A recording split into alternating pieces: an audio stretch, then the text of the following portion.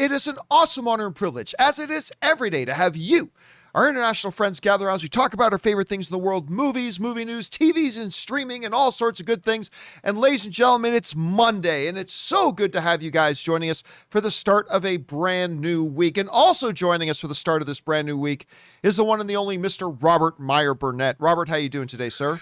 John, I'm doing fabulous. You know, I would be remiss if I did not mention a milestone that passed over the weekend, and that is I've now been streaming with you for 3 years. The first time you had me, yep. Over the weekend, I believe it was the 7th of August, where we did the first weekly hero together. Oh, so my goodness. Yes. So wow. We're now into year 4 where you've had me on your channel. So many, many thanks, sir. And it's a privilege and an honor to continue streaming with you. Well, and of course, that doesn't even count the stuff that we were doing together previous to that. But yes, on the show itself. Wow, 3 years. I'm glad you knew that. I didn't know that. I'm gonna have to mark that down on my calendar moving forth. It is a glorious, glorious anniversary, to be sure. And speaking of glorious, guys, it is absolutely glorious that you guys are here joining us today for this. And we do have a bunch of things to cover today. And here's how today's show is going to go. We're going to start off the first half of the show with some predetermined topics. Then we're going to move into the second half of the show, where we will take your live comments and questions, and we'll talk about how you get those in a little bit later in the show. But for now, let's get into one off the top, and that is this. You know, Rob, it's about 4 years ago. We're getting up to getting close to the 4-year anniversary, I think, of when that first Dwayne "The Rock" Johnson, Kevin Hart, Jack Black, Karen Gillan had their Jumanji movie come out. And it was one of those movies that just was a absolute pleasant surprise. Like, just, I mean, honestly, I thought it was just a play on a known IP and let's do another Jumanji and blah, blah, blah. But you know, you go in and you watched it, and I smiled and laughed and was just charmed the whole way through. You know, Dwayne "The Rock" Johnson, Kevin Smith, they just all did such a great job in the movie, like playing the younger versions of themselves and everything. It was just a lot of fun, and it was great. And it was a massive box office hit. If I remember correctly, it didn't quite join the $1 billion club, but I think it went north of 900 million, if I'm not mistaken. So I'm sure you guys in the live chat can correct me if I'm wrong about that. So then came out the second one. Now, the second one wasn't quite as good, in my opinion, but it was still very entertaining. Yeah. The addition of Awkwafina to it was really good. And now you had Dwayne Johnson and Kevin Hart imitating Danny DeVito and Danny Glover, which I thought was incredibly funny. I thought that worked extremely well. And again, not as good as the first one, but still a very, very worthy, entertaining, enjoyable film that I really did like going to see. And by the way, our friends John Sylvie and Jamie Cool send in super chat badges in the live chat. Thank you, guys. I just thought it worked really well. Now, again, the second one I don't think made quite as much at the box office as the first one, but it was still a smash success. So we knew it was kind of inevitable that they would probably do another one, but we haven't heard anything about it in a while. That is, until now. Now, Dwayne "The Rock" Johnson's producing partner, it just came out, and he was asked directly about what is happening with Jumanji 4. Is that still ongoing? And this is what he said. And his name, by the way, is Hiram Garcia. And he said the following. That's also in the hopper. We're very focused on delivering the best version of that story, a new Jumanji. Obviously, when you're fortunate enough to bring a team back together for the third time, you want to knock it out of the park. It's important for us to deliver something big for the fans while still expanding on our Jumanji story. So we are drilling down deep and collaborating closely with our writers, director Jake Kasdan, who, if I'm not mistaken, is the son of, iconic screenwriter John Kasdan, and producing partner on this, Matt Tolmach. So they are still moving forward with this, Rob. They're still developing it, even though it's all been quiet. And obviously a lot's been quiet due to the pandemic and all that sort of stuff as well. But they are still seem to be very keenly focused on this. Now, it grows more challenging because Dwayne "The Rock" Johnson's star continues to rise. Karen is now a legitimate star in her own right. Jack Black, Kevin Smith always were too. So it's going to be a little bit more challenging and probably more expensive to make another one. listen, even though the second one I felt was a step down from the first one, like I said, I still really enjoyed it. Yeah, And it I was still, respectable. I think there's still a lot of magic here that can be weaved in the Jumanji universe. So I'll tell you what, I am still down for this, and I'm really not surprised that they're still moving forward. Rob, you hear about this. Are you surprised they're still doing another one? Do you think they even should do another one? What are your thoughts on this right now? Well, like you, I mean, while the second iteration of this Dwayne Johnson let's call it Dwayne Johnson, Kevin Hart franchise, it was still good. It wasn't horrible. You know, it was fun. It was enjoyable. They had a new wrinkle with the Danny DeVito, Danny Glover addition to it all. That was kind of a fun new wrinkle. And definitely, why not make a third one? You know, I think there's something quite good when you have a solid trilogy. You know, even if you end up with an Ocean's 12 or a Jurassic Park: The Lost World, yeah, if it's respectable, why not make a third one? You know, seems nice. Round it out. Round it out, make it good. Yeah, so I kind of like the idea. The question is for you guys. What do you think about this? It's been quiet on the Jumanji front for a while, but they say they are still hard at work at it.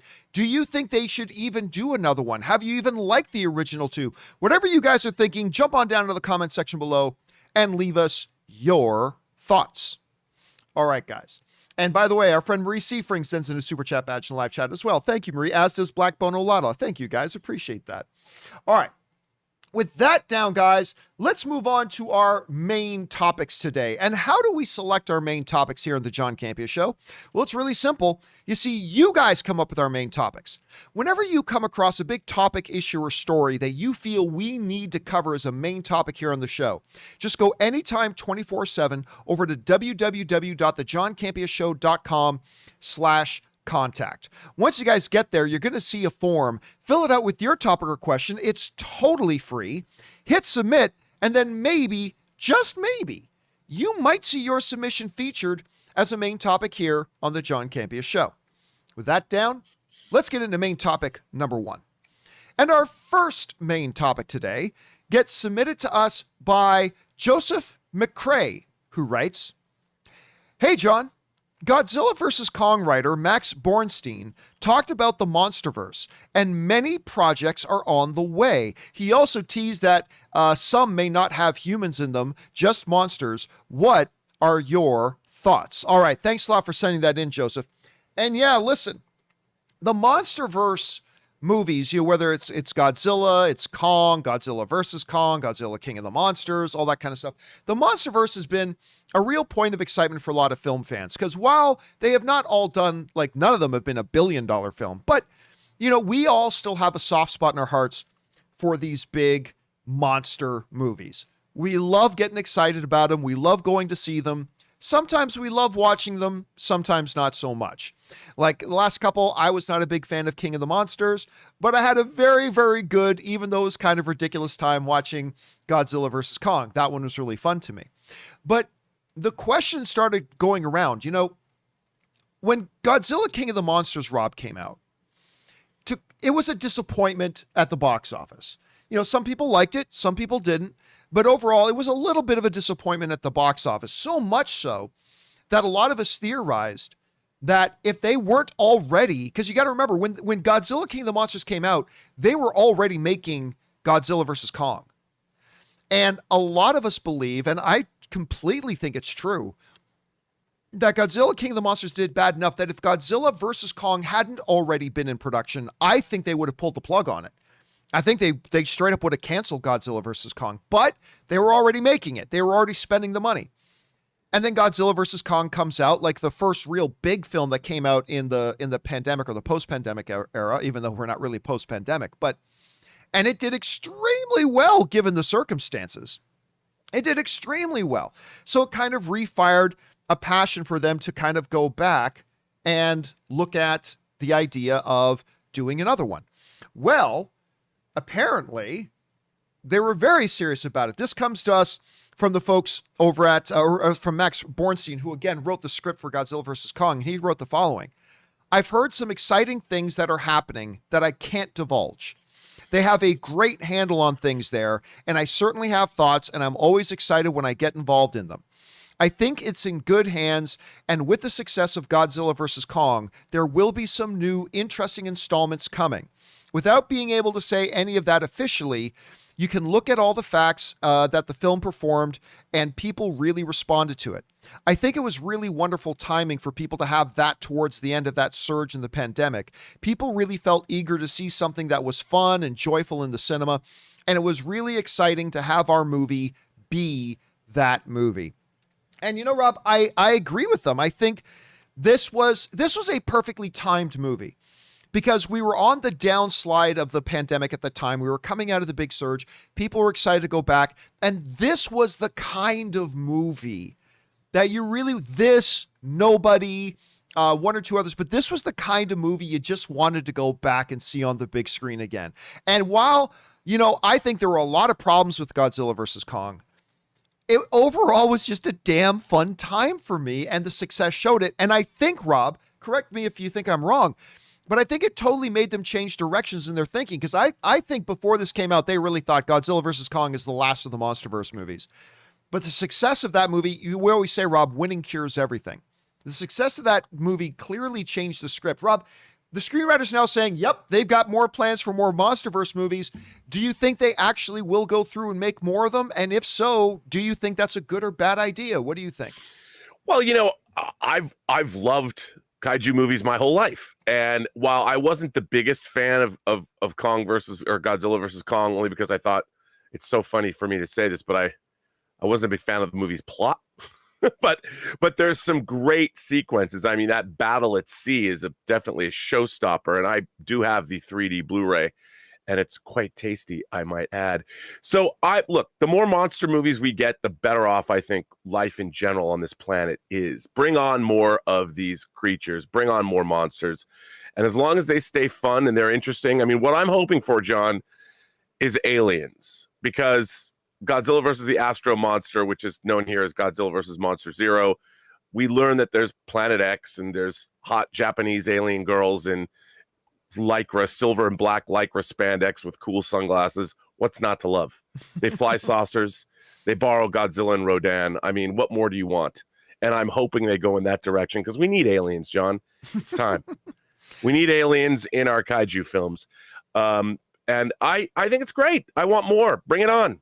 Make more. The thing too, I mean, on the aliens angle for a second though, where else can they go really? I mean, they've already done we found a giant kaiju sleeping under a mountain. Okay, well, we've done that a few times now. So like, there really isn't much else to go. I mean, if they're going to make more of them, I think it just kind of makes sense. At some point, they've got to bring an alien aspect into this. I mean, that seems to be the way to go. The question is for you guys.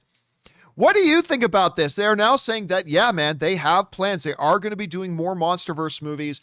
How do you guys feel about that? Jump down into the comment section below and let us know your thoughts. All right, guys. And by the way, Matt's Channel N sends in a super chat badge in the live chat. Thank you, Matt. Appreciate that, man.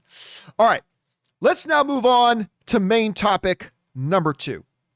And our second main topic today gets submitted to us by Sadie Moffat, who writes, "Hey, John, I just wanted to say that I love the show and have been watching for 3 years this week." Well, apparently you've been watching since Rob started on my show, so there you go. I just want to say I've been watching for 3 years this week. Anyway, I absolutely love Suicide Squad. James Gunn and the whole cast delivered a great movie.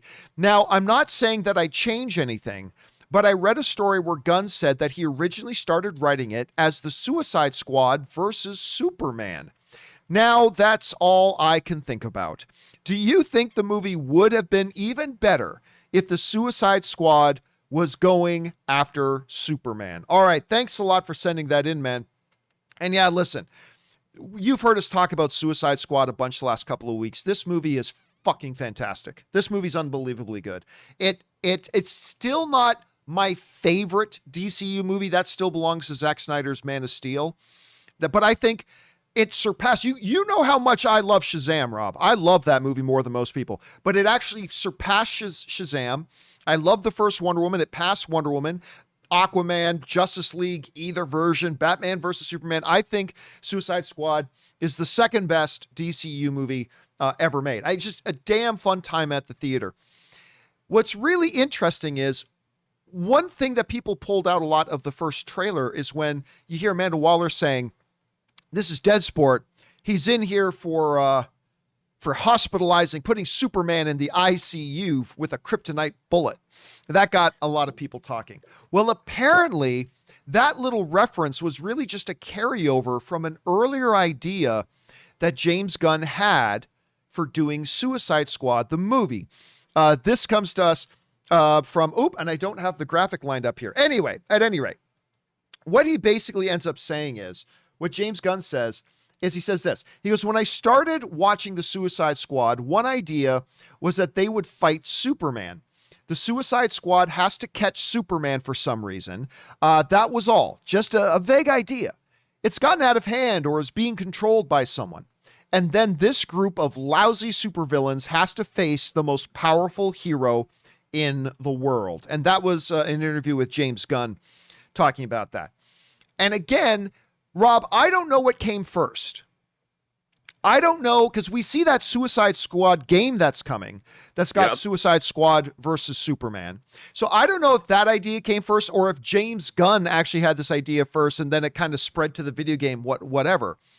But the notion of the Suicide Squad having to try to fight Superman is hilarious to me. Now, of course, this would be a very one-sided fight.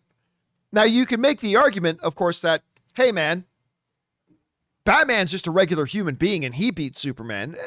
True, but he's Batman. Anything short of Jesus, Batman usually wins because he's Batman. But I mean, I don't know what chance a Suicide Squad would have of that, but it would be infinitely hilarious. But look, at the end of the day, I'm like you, Sadie. I thought that this movie was almost perfect just as it was. But I would be so down if Warner Brothers announced, Rob, that, okay, despite box office results, which we will talk about in the next topic, but despite box office results, the audience loved this movie so much, we're going to do another one. Because by then they're going to be under Discovery, and maybe the CEO of Discovery is going to be like, yep, let's do another one. And this time, James, come on back, run with your Superman idea. I would be completely down with it. I'm glad they didn't do it in this one, but I personally would have been completely down for it.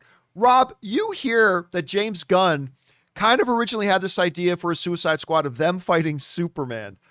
Do you think that's an avenue they should have pursued? Do you think it's something they could do later on? Do you think it was a good idea that they changed directions for this current movie? What are your thoughts when you hear about this?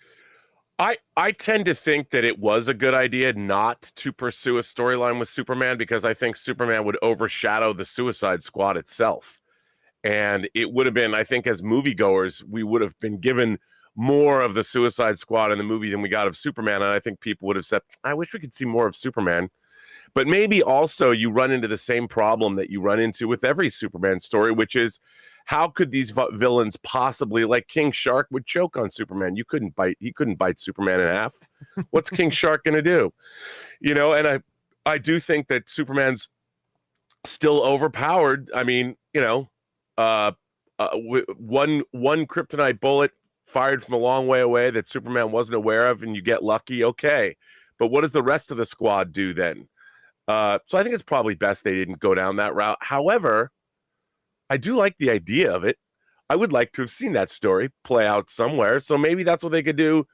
Well, we'll talk about it later if there'll ever be another sequel to Suicide Squad. But I mean, it's something that's definitely intriguing to me. I love the way James Gunn phrased it, though, when he said, because it's not just this hardcore Suicide Squad fighting Superman. No, it's Superman, the mightiest being in the universe, fighting a lousy group of supervillains. There's something inherently comedic about that could really work well. Again, I don't know how they would go. By the way, can I bring up this graphic one more time? Ray made I love this graphic that Ray made. I don't know. I just think everything about this graphic is so good. That makes me want to see the movie even more. Anyway, I think that notion about portraying them as like the worst supervillains trying to take on Superman, there's something incredibly funny about that. And if it means, we all know James Gunn really likes Henry Cavill as Superman, it would have meant more Henry Cavill as Superman, which is also a good thing. But I don't know. The question is for you guys. What do you think about this? Hearing that James Gunn's original idea for Suicide Squad was to have Superman be their foil and they were going to have to fight Superman. I think there's a lot of potential there from that. Maybe they'll do it in the future. Who knows? Question is, what do you guys think about that? Jump down into the comment section below and let us know your thoughts. Okay, guys. With that down, let's move on to main topic number 3. And our third main topic today gets submitted to us by Thomas Patterson. And Thomas writes, I, like too few others, went to go see The Suicide Squad this weekend. I loved it. I was shocked to see that it only made $26.5 million on its opening. That after Jungle Cruise posted $35 million last weekend despite poorer reviews. It even had a decent hold this weekend. Is this because of HBO Max? Unlike Disney Plus is offering the film for free past subscription costs. It's got to be more than the pandemic, right? All right, thanks a lot for sending that in, man. And yeah, listen, Rob, I remember a week or two ago, we were talking about Suicide Squad. And somebody asked, how much do I think it's going to make opening weekend? Like $50 million, $60 million, some people were saying. And I said, look, as great, because I had already seen the movie. I said, as great as this movie is, and it's great, the reality is it's going to fall in the $25 to $35 million range. Probably $30, $31 million, something around that. I can't remember exactly what I said. You guys can go back and check the video, but it was somewhere in that neighborhood. And the movie is absolutely magnificent. It's absolutely magnificent. Such a fun time. I mean, all film is subjective, so it's not going to be for everybody. No film is. So there are going to be people who watch it and legitimately don't enjoy it as much, and that's cool. I thought it was bloody fantastic. Anyway, the reality is it came out right around where we expected. About $26.5 million is what it made at the box office. For a movie that cost $180 million to make, there's no sugarcoating this, Rob. That's a disaster. There's no sugarcoating it. It is an absolute disaster for them that this movie came out. Now, look, again, some people thought it would make, some projections said, oh, it's probably make around 30 to 40. But a lot of people ignored that because they heard the movie was so great, or they saw the early fan screenings of it and said, this movie's fantastic. It's going to make 60 million. It's going to make 70 million. And rightfully, that's what this movie deserved. But it did not do all that well. It did terribly. Now, I'm sure it did better if the movie had been terrible. If the movie had been terrible, it probably would have made $15 million opening weekend. So it probably did roughly double the business because of how good it is. But it does raise the question about why did that movie not do so well? Now, Rob, last week, I ran down a list of why I didn't think Suicide Squad was going to do very well at the box office. I ran down a list. I said, here's why I'm only think it's going to make around 30. I want to revisit that list and add a couple of more. Because the question a lot of people are asking today, understandably so, is why the Suicide Squad flopped. Why did it flop? And it's more than one reason. It's a collection of reasons. The first one we're going to talk about here is this. Number one, the pandemic. Look, the reality is, while more than half the people in the country are now vaccinated, the fact of the matter is, with the Delta variant, there's a new resurgence of it, and it's been climbing again, and people have been concerned. Now, obviously, every movie that's come out would have done better had it not been for the pandemic. Like, even though, Fast 9 has done very good business, despite being a terrible movie, but Fast 9 did very, very good business. Everybody knows if it wasn't for the fact that we were in the pandemic era, it would have done better. Quiet Place 2 did very, very well for itself, but everybody knows if it wasn't for the pandemic, it would have done better. Godzilla vs. Kong did great. It would have done better. So we knew that this was going to be one of the things of it. By the way, new report just came out from, I can't remember the name of the hospital organization down in Florida. They just put out, they're saying their average COVID cases in their hospitals is 179 patients right now per hospital. And they're saying out of that 179, like 8 of them are vaccinated, which means out of the 179 people in hospital from COVID right now, 171 of them are for unvaccinated people, only 8 from vaccinated. And they say they have 20 people on ventilators that are keeping them alive. Only 1 of them is a vaccinated person. So you have a 95% better chance if you're vaccinated. Just get vaccinated, people, if you have the opportunity, please. Anyway, So you can't ignore it. The pandemic is definitely one of the reasons. It's not the only reason. I mean, we see people going to sporting events and to restaurants and things like that. So it's not the de facto reason, but it's definitely one you have to take into consideration. Reason number 2, and we talked about this last week. It's R-rated. Now you said, but John, Deadpool was R-rated, made $700. Yeah. Deadpool did make over $700 million and it's R-rated. Guess what? That would have been $1 billion film if it wasn't. I mean, look, all you have to do is look at all the numbers. The statistic, Rob, you pointed this out yourself before. You just look at the numbers. R-rated films don't do as well as PG-13 films in general. There's the odd spike for sure, but when you average it out, the R rating, limiting the number of people who can go to see it, is going to hurt it. It's not the reason, obviously not, but it's one of the reasons that gets factored into that. So, and that's what we said last week. We said, look, the R rating is going to have an impact on it as well. All right, number 3. The first Suicide Squad baggage. By baggage, I mean the fact that even though the first Suicide Squad movie was a huge hit at the box office, most people hated it. I am one of those people that actually quite enjoy. I had a good time with, I'm not going to lie. I know it was a hot mess of the movie. I had fun with the first Suicide Squad movie. So suck on it. I don't care. But the reality is a lot of people hated it.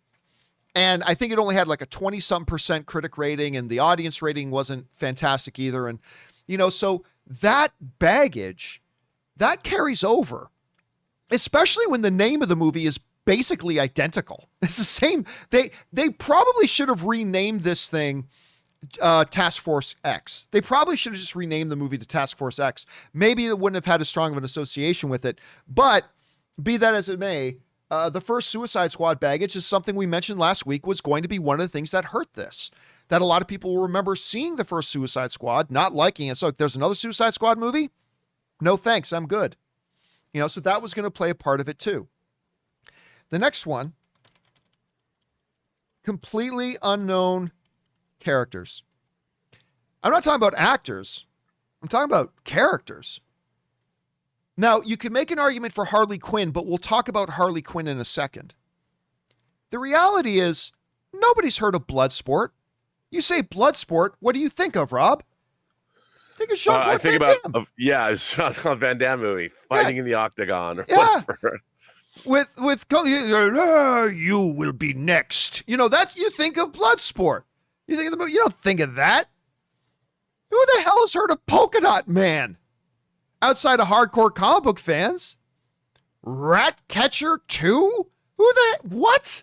Now, you can make an argument that, hey, John, James Gunn did a movie with characters like Rocket Raccoon and Groot and Drax the Destroyer. Yes, he did.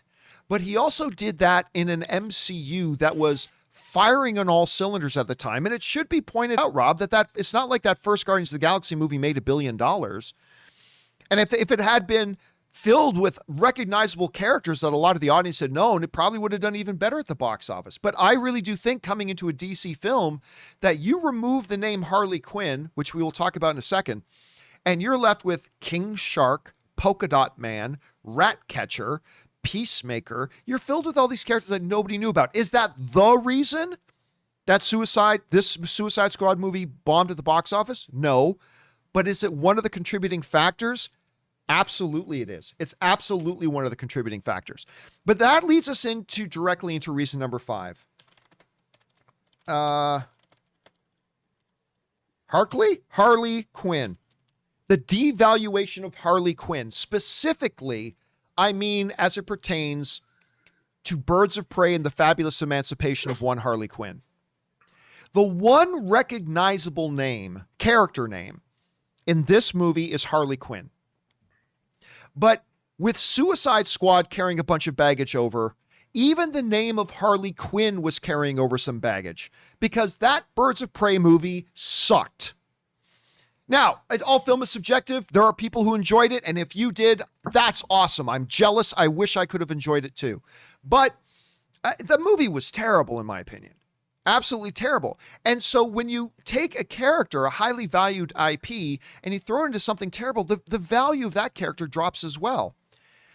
And so whereas the Harley Quinn character was a super hot property coming out of the first Suicide Squad movie, even though a lot of people didn't like the movie, they all loved her, I think that property got devalued with Birds of Prey.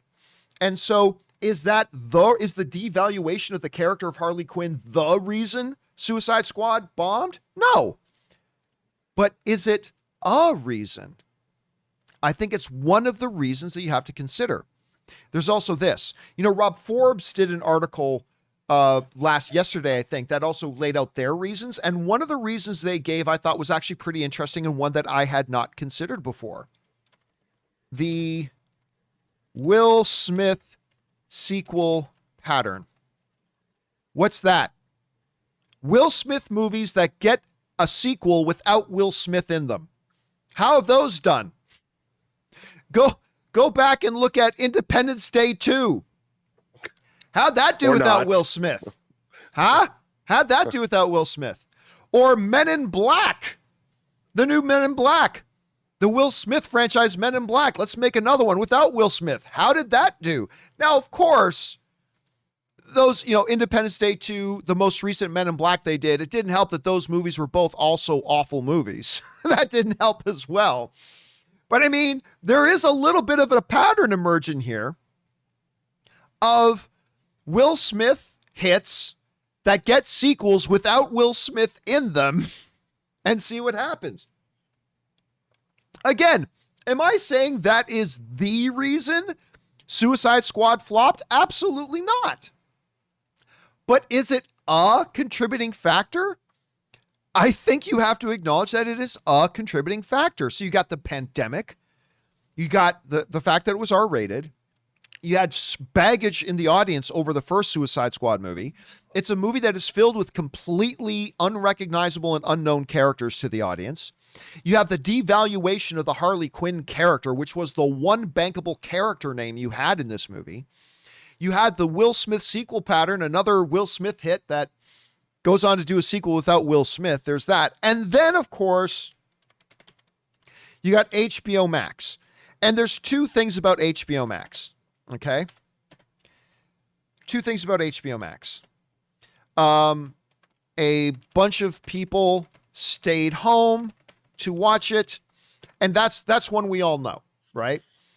Warner Brothers stabbed this movie in the back. They undermined its chances for success when they were making it. And unlike Black Widow, where at least the one deterring factor for Black Widow on Disney Plus is you got to pay an extra $30 to see it.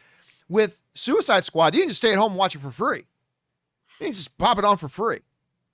And not only does that kill a bunch of people going to see it for the first time, Rob, but it also kills repeat viewing. Because most people I know, and I'm sure for a lot of you guys it's the same thing, if you saw it once and loved it, where were you watching it the second time? You're probably just going to pop it on HBO because you've already seen it. Like you did your duty. You went to go see it in theaters. You saw it the best way possible on the big screen, had the best experience with it possible. But it kills repeat viewing, and it kills bringing friends with you to repeat viewings. It hurt a lot. But the one thing that we haven't talked about a lot, Rob, but you have mentioned this about other films before in other circumstances, and I think it's really astute to this, and that is this. Not only being on HBO Max, did it prevent some people from going the first time? It certainly prevented a lot of people from going a second time because now they could just watch it at home. But is this, there is still this perception amongst the audience, and there's no denying this. There still is a perception about the audience that a movie on TV is a lesser movie. That's the perception.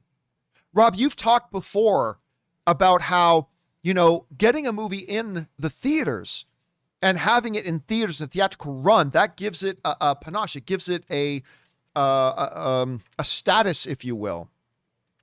Where now when it comes out on home video, it's like, oh yeah, this movie played in theaters, blah, blah. There is still a perception, whether it's fair or not, there is still a perception amongst average fans, not the hardcore fans, but the average fans, that a movie that is playing straight on television is a lesser movie. It devalues the status of the movie.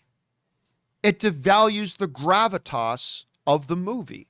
So it even changes the perception of the movie to a lot of audiences. Is the HBO Max release the sole reason why Suicide Squad flopped at the box office? No, absolutely not. But is it one of the contributing factors? You'd be a fool not to acknowledge it. So it's a number of things, and there are probably more, but just to run this down again, you have things like the pandemic, obviously, the pandemic. You have things like it was R-rated. Well, we always know that about R-rated films. That the first Suicide Squad made it bring along a bunch of baggage because of the name, obviously. It's filled with completely unknown characters that aren't going to get the audience excited on their own. The devaluation of the Harley Quinn character as a result of the Birds of Prey movie. The Will Smith sequel pattern, trying to do a sequel to a smash Will Smith movie without Will Smith. The pattern so far is that hasn't done very well for people. And then, of course, the HBO Max thing, that a bunch of people stayed home to watch it. Certainly they stayed home to watch it the second time, even if they went the first time on that weekend. And that amongst the general population, the perception of a movie that's straight on TV is that it's a lesser movie. Again, none of these are the magic bullet, Rob. I'm not saying any of these are the one sole magic bullet that caused this.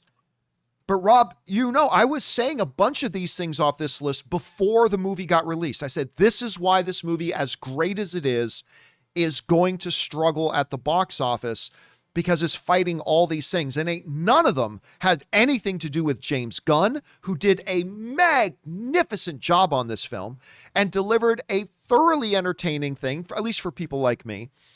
But yeah, those are the things. Rob, you see my list here. Let me ask you this.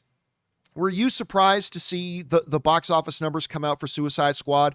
And then which of mine do you agree with? Do you have others? What do you attribute this, to be generous, this lackluster showing of Suicide Squad at the box office is? Well, I agree with everything that you listed. Those are all contributing factors. But I'll go one better because I've been thinking about this, or not one better. I'll give you one more. I think that the reason that this movie didn't do what people hoped it would do, or what the industry even thought it would do, is exactly what makes it great. And that is James Gunn. I think that a lot of people, and I say this, the non-movie pundit space audience that we're talking to right now, not the people that are watching this show, because the people that are watching this show, just like fans of any property, we show up, we turn up, we know what's going on. I think that the actual James Gunn-ness of this whole movie did not translate to the general audience, not the audience watching this show right now, but the rest of the audience, the general audience that we need to show up for $180 million movies. Not the people that are following all the business of Hollywood and hang on every spoiler and trailer and piece of information that comes out. That's us. But it's everybody else. And I think they watch this movie and they're like, what is this? I really think that the James Gunn-ness, the tone, which is what we all love, which is what we go to see because we know what's up. I mean, it's one thing when it's called Guardians of the Galaxy and the whole perception of it is kind of goofy. You've got the MCU that's already surrounding it, but what are they going to do? How are they going to bring these characters together? I think that this movie is just too goofy for the general population.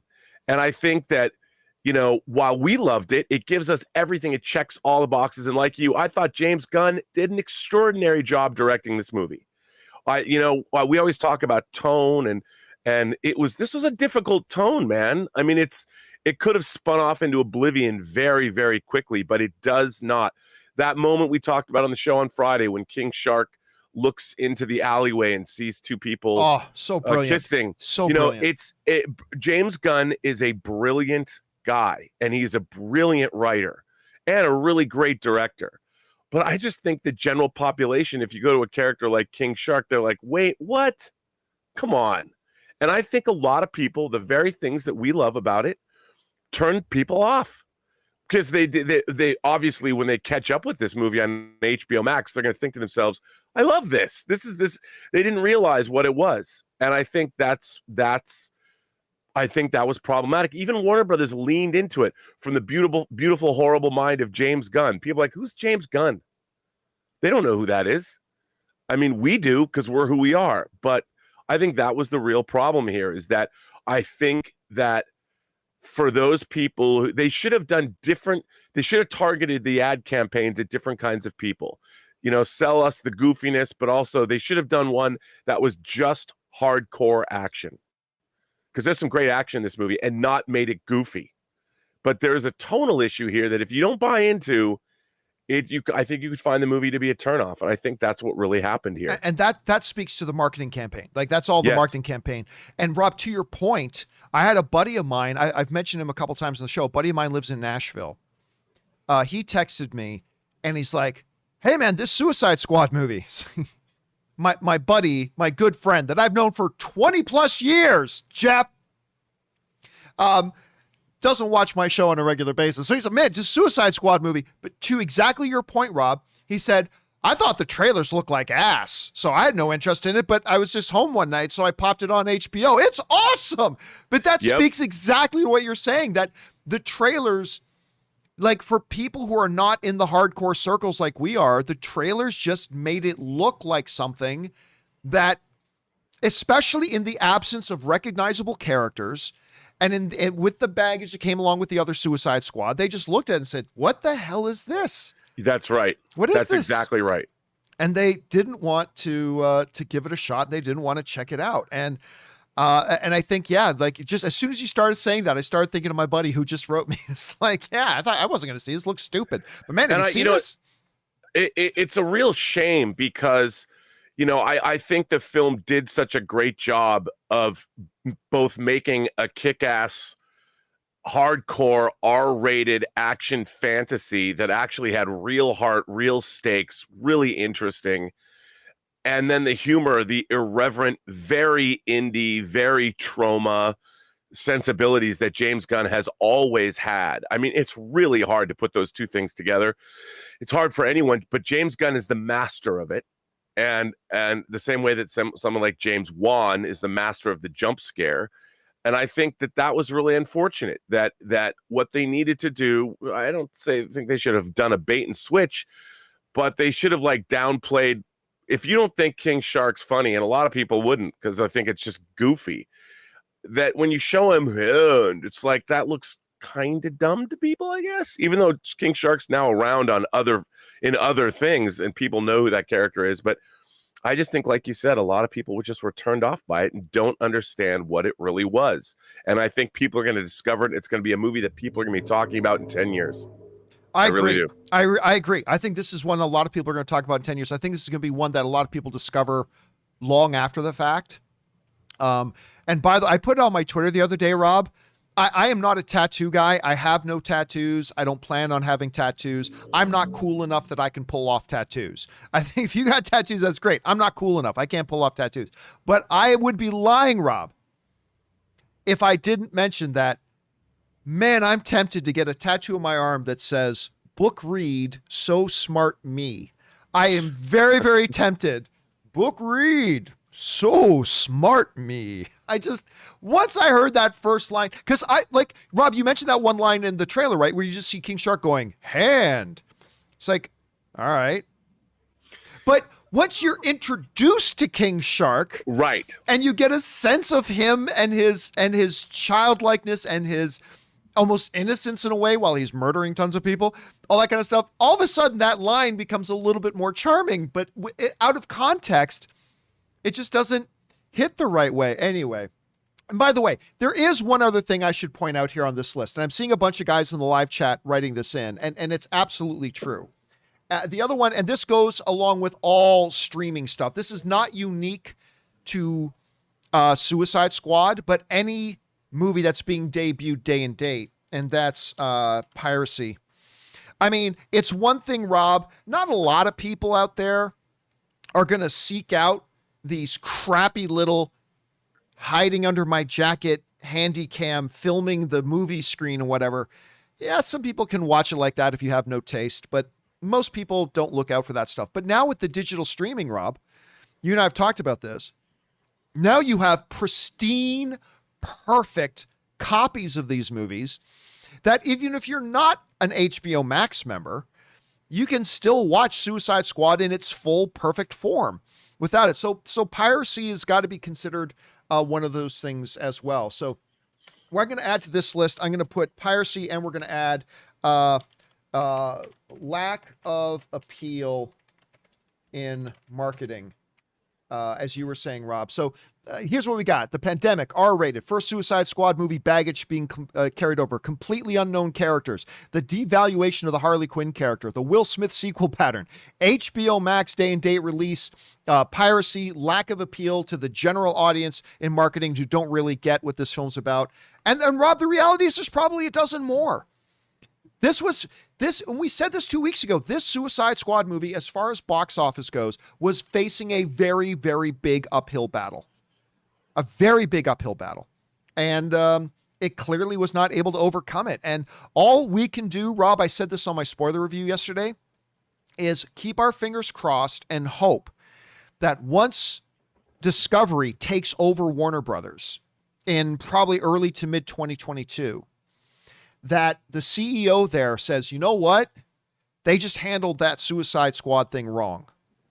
This movie was great. The people who've seen it loved it. We need to give this thing another go, but we're going to do it right. We're going to treat it right. All that kind of stuff. That's the only thing we can hope, because I desperately want to see another one of these. But Rob, as things stand, what would you say the chances of, as things are, not with Discovery coming hopefully to save the day, but what would you think the chances are of another Suicide Squad movie like this being done anytime soon? And not just this Suicide Squad movie, but Rob, how does this hurt, or does it hurt, other potential hardcore, big budget, gritty kind of comic book movies coming? Does this hurt those as well? What do you think? Well, you remember there's a Peacemaker TV series coming. Yes, on HBO Max. And James Gunn directed 6 episodes of that. And I'm wondering, I mean, obviously they made it, so they're going to put it up on HBO Max. I mean, we haven't heard the numbers. I would suspect that this movie is going to get discovered and people are going to watch it on HBO Max quite a bit. And maybe with the Peacemaker series, it'll do really, really well. And it'll exceed all their expectations. It'll be one of the most watched movies ever. And maybe that way we could end up seeing another Suicide Squad film. But right now, I think the prospects are quite distant that they're going to make it. But we are, and look, R-rated action movies, the John Wick franchise shows that they can work, but you just can't spend $180 million making them. And I think that's this movie, obviously, this film spared no expense. It's oh yeah, there are some expensive movies that we look at and say, where did they spend the money? Suicide Squad, you see every dollar of that $100 million on the screen.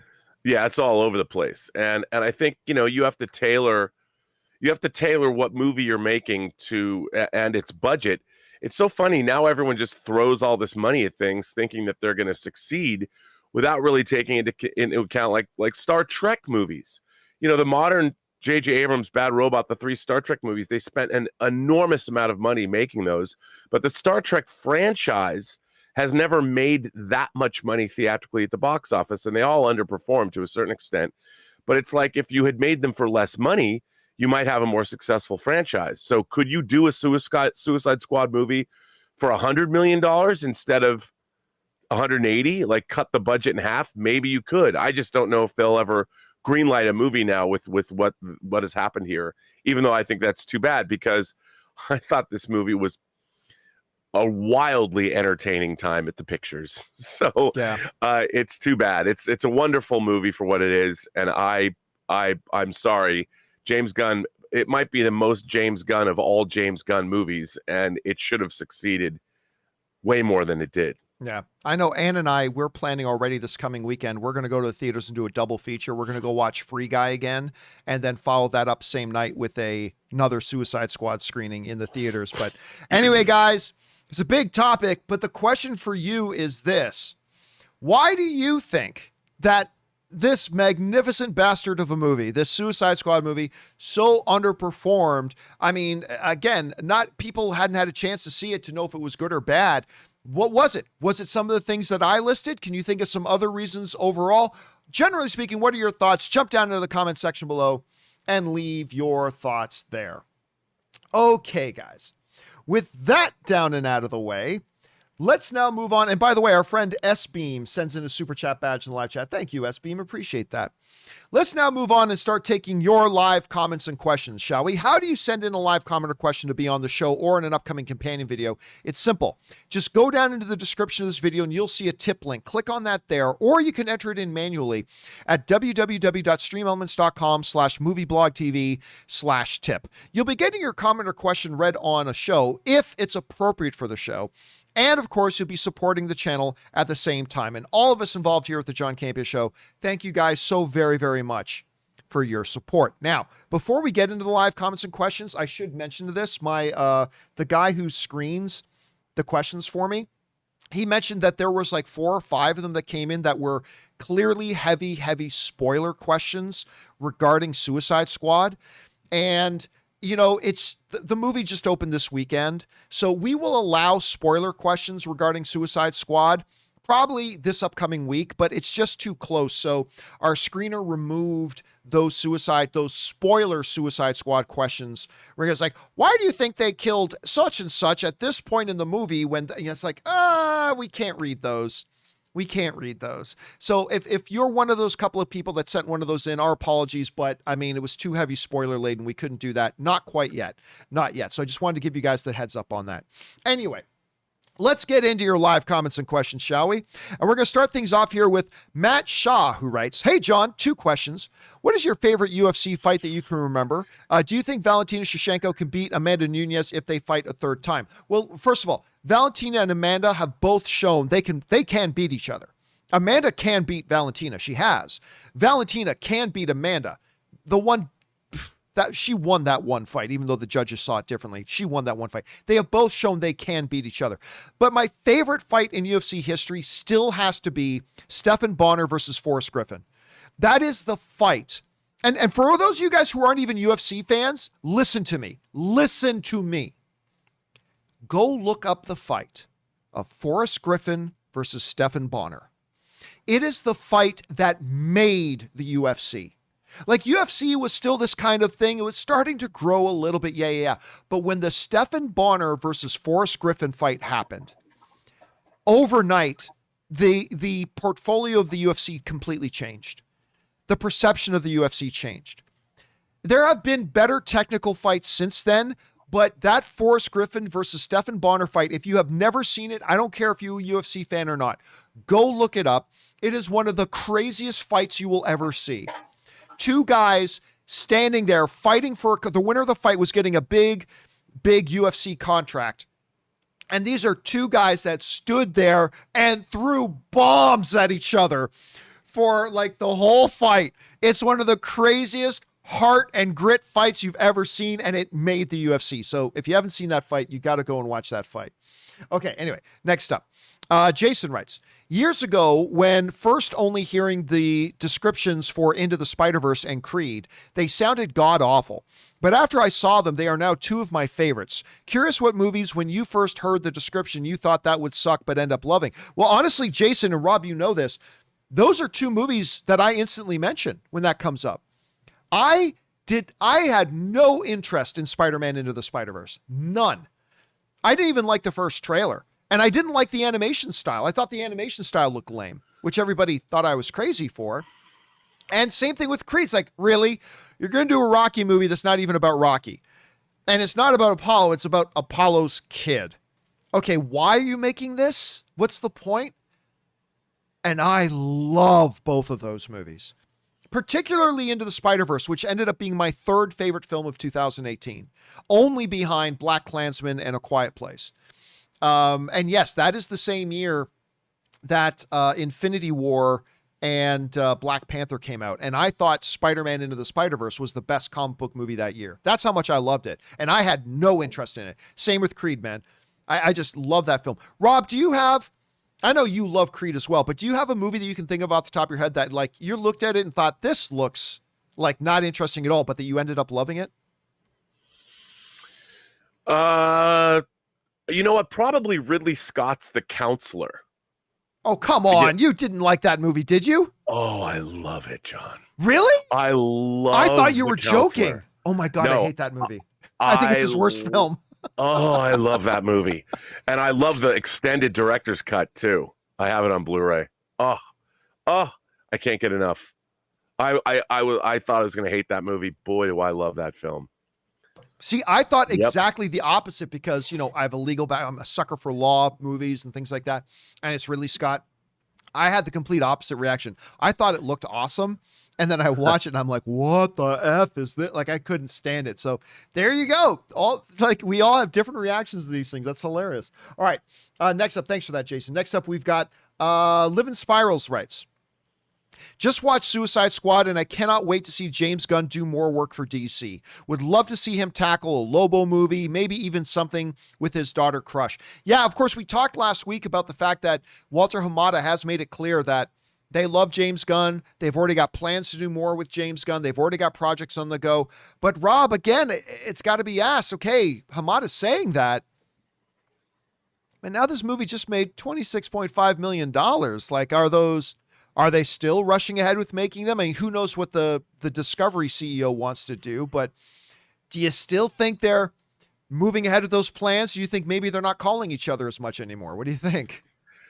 Well, the thing is, I think everybody thought that what James Gunn did was good. I mean, I think the studio probably was overjoyed with it. Everybody was overjoyed with it. Now, maybe with all this Monday morning quarterbacking that's going on, but I don't think you could deny that Warner Brothers probably had a pretty great experience working with him, and he delivered exactly the movie that he was supposed to. It's not like they brought him on and he went wildly over budget and he didn't live up to his promise. No, he did. He knocked it out of the park. And I think that, again, though, box office is king.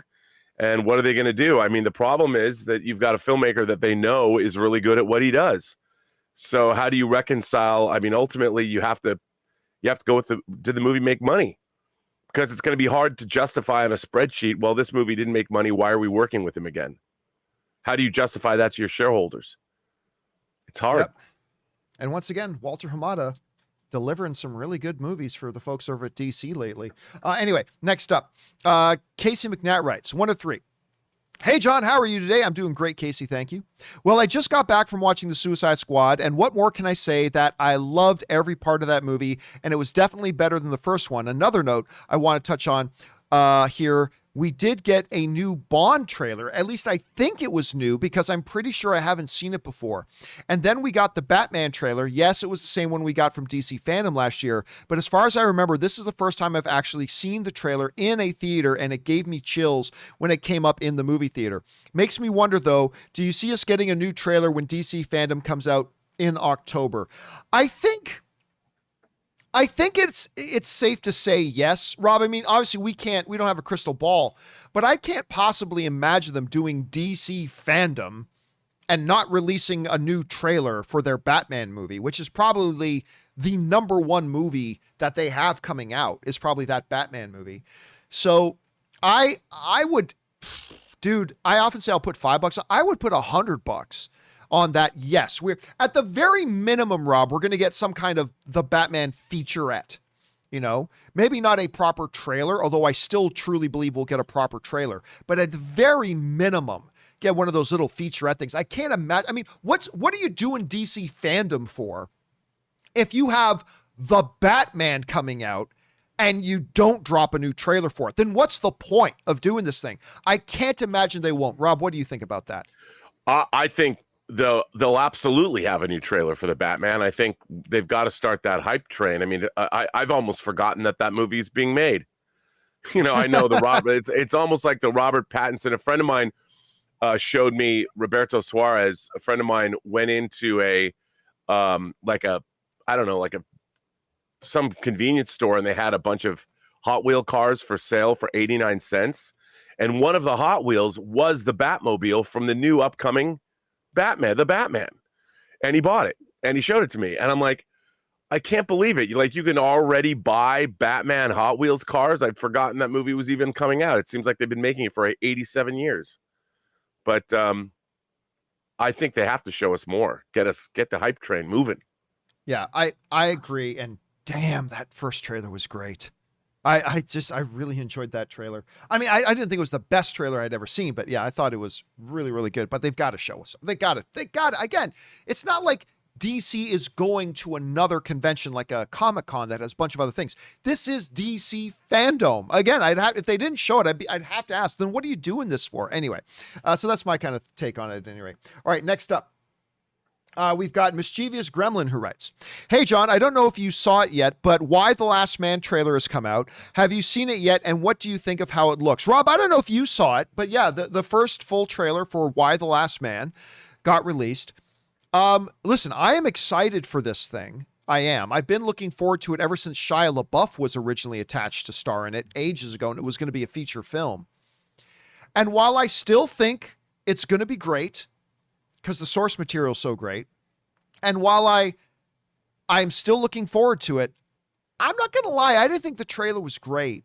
I really didn't. I didn't think the trailer was all that great. I still think the show was going to be great, but I didn't think the trailer was all that good. Rob, did you have a chance to see that spot for Why the Last Man? Yeah. What did you think? Yeah, no, and I've read the entire graphic novel series. I'm really excited for this. I thought it looked very beautifully made. I liked what I've seen of the cast. It made me excited. I didn't, like you, was it the greatest trailer in the world? Well, maybe not, but it really did a good job of conveying what the show's about. So I'm excited. I mean, I wasn't expecting much, and I kind of forgot it was getting made. They've been trying to make this forever, and I'm excited. I think it's going to be great. All right. Next up, we've got Gabe writes, "Hey, John. What are your thoughts on John Cena as Peacemaker? He was my favorite character in the movie. Are you looking forward to the upcoming Peacemaker series?" That's the one thing. Suicide Squad maybe changed my outlook on Peacemaker, the show, because, look, I've said this before. John Cena, I think he's shown he's got some very good natural comedic timing talent that can work well as a supporting character in comedy. I think Blocker showed that he does have that comedic talent, but that he's not ready or good enough of an actor to carry a project on his own. But in the hands of James Gunn, and remember, James Gunn did this with Dave Bautista as well in Guardians of the Galaxy. Dave Bautista, who says himself he's actually not that great of an actor, you put him in the hands of James Gunn, who knows how to hide a performer's weaknesses and accentuate their strengths. And he made Dave Bautista a wonderful Drax the Destroyer. John Cena not only showed he had some decent comedic timings in this, but there are moments, I won't spoil anything, there are moments where he has to actually act quite dramatic. And there's a line, I talked about this one line in the spoiler review. I'll just say what the line was. I won't give a spoiler when he says, "Don't make me do this." That I believed it. And I don't know if it's because he's in James Gunn's hands or if he's just really gotten better over the years. But I'll tell you what, Rob, seeing Suicide Squad has actually made me quite excited to see this Peacemaker series. What do you think? I'm excited. I mean, look, for me, everything can be good. Like, I just assume, especially now, that when somebody greenlights something, because it's not like people are out there making something on their own. There's levels of approvals, and when something gets made, I give everyone the benefit of the doubt. Everyone's putting very few people half-ass it, except maybe Bruce Willis in the movies he's in these days. But I mean, I'm just hoping it's good, man. People are doing the work; they're busting their butts. I'm hoping what they make is great.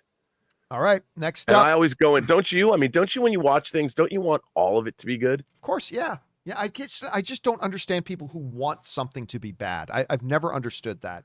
I don't either. Who wants that?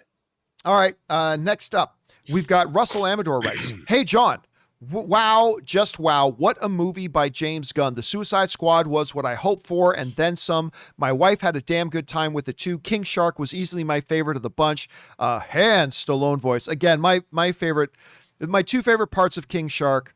Again, one, book read so smart me. I could watch that line over and over again. And then again, we talked about that scene in the van when he's looking at people. So good. It's hard not for him to be at least one of your favorite characters in it. All right. I'm glad you enjoyed it, Russell. Sergeant Ward writes, one of two.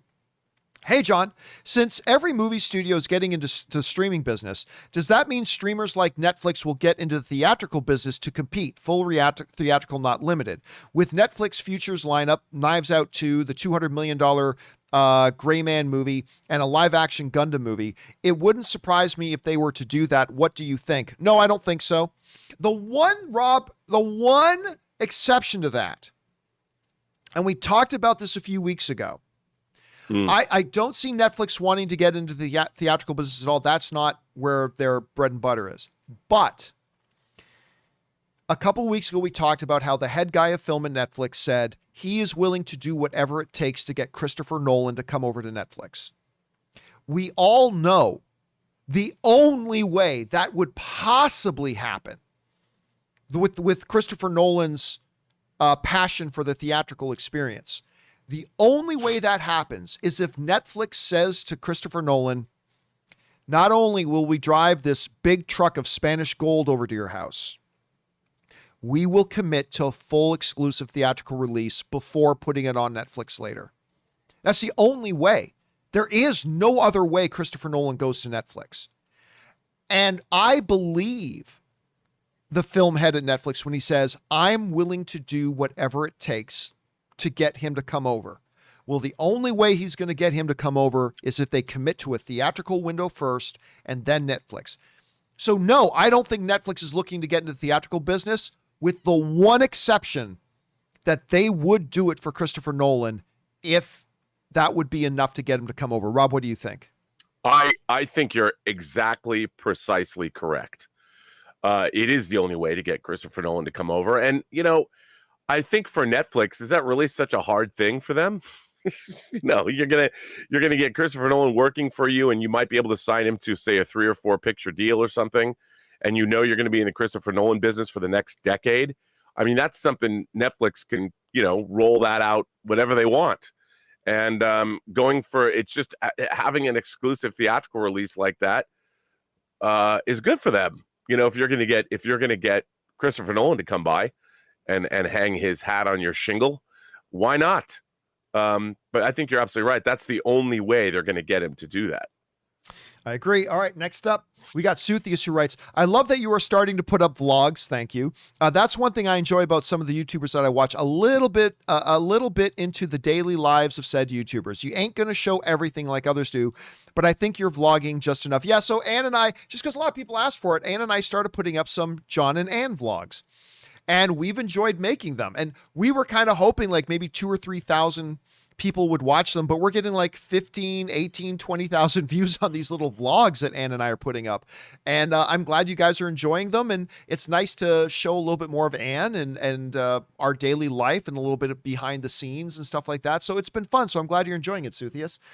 Next up, Keaton Toothman writes, my boy, John Campea, true Swiss Army. Oh, John Cena is probably made by JC. Don't write short forms. It can cause confusion.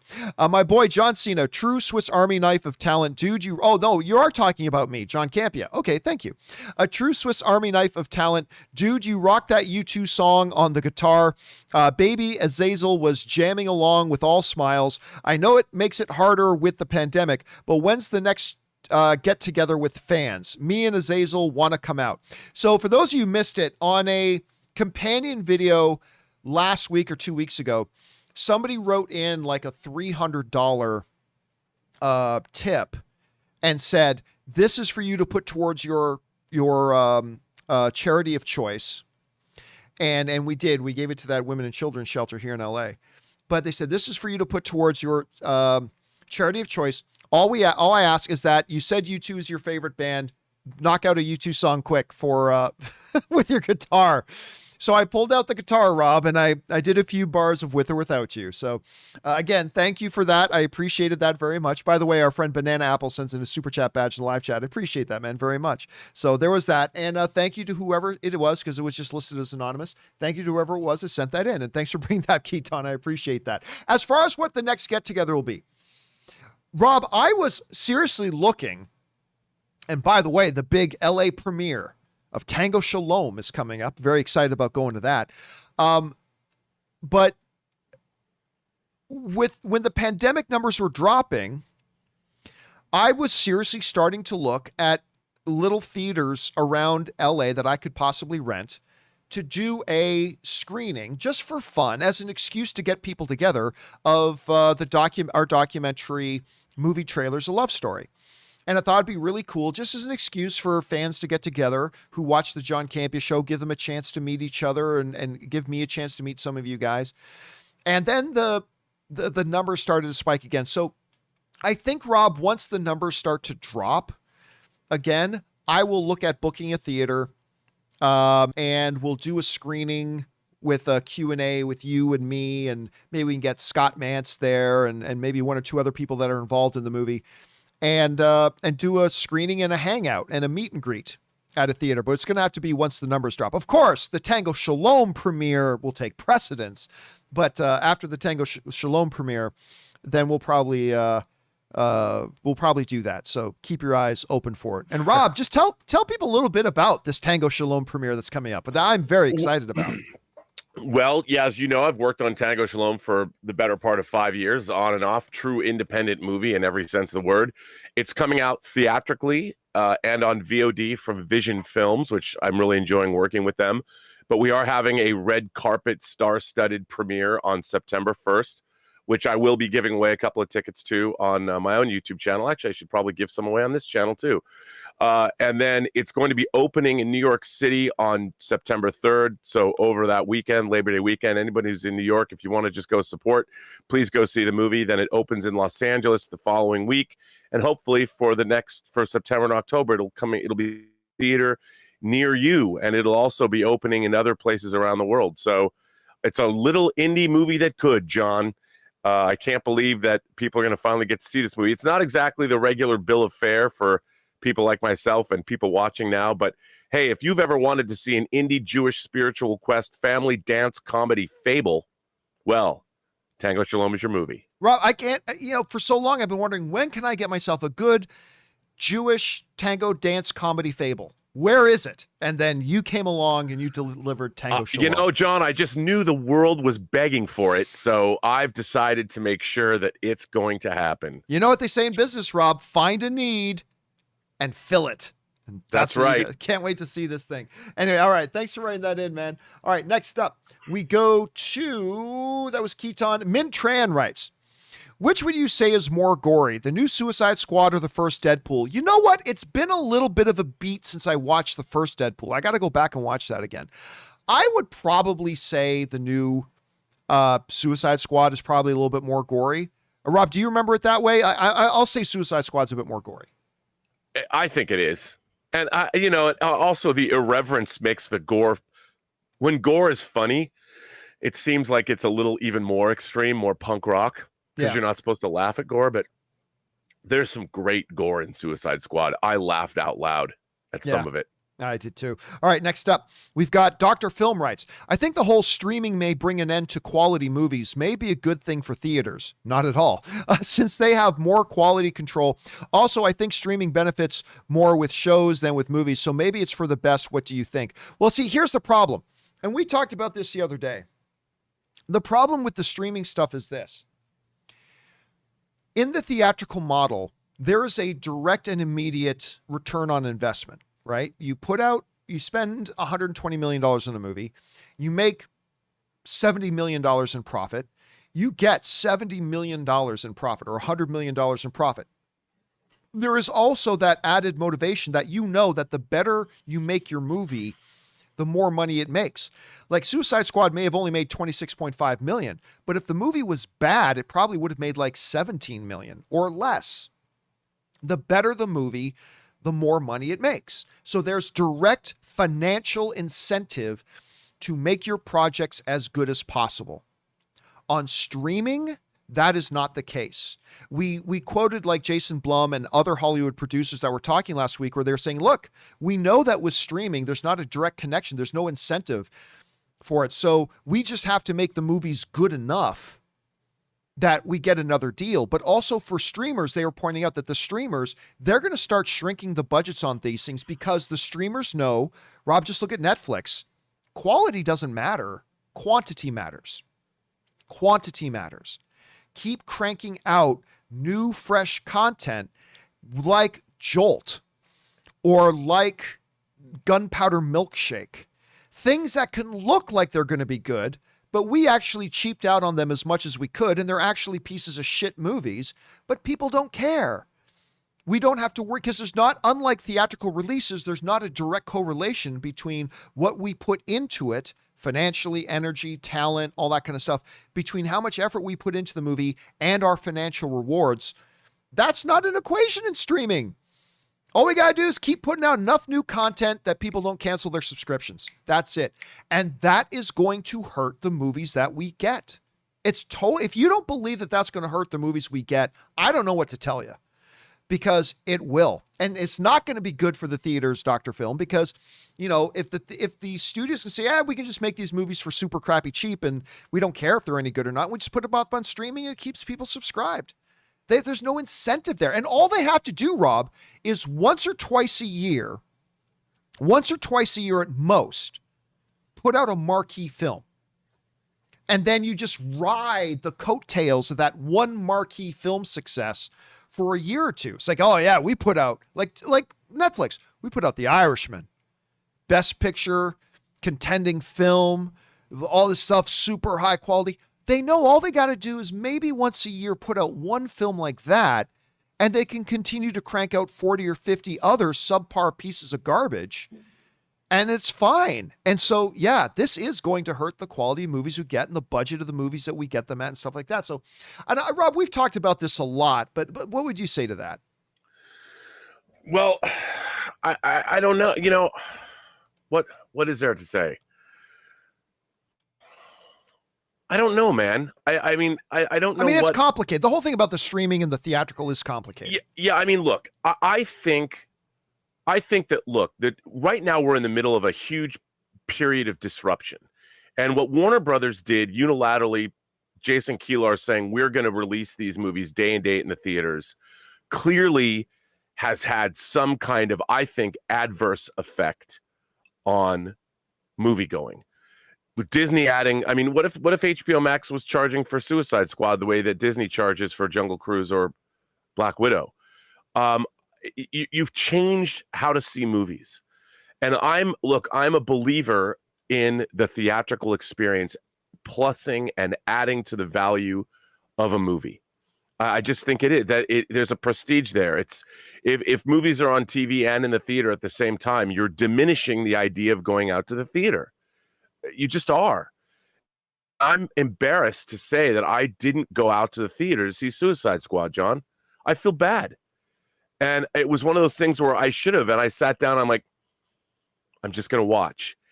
And I should, of all the people, I would have, if somebody told me that Rob Burnett didn't go see Suicide Squad in the theater, I would have been like, what a fraud. And I kind of felt that way about it. And I think we need to protect moviegoing as an experience.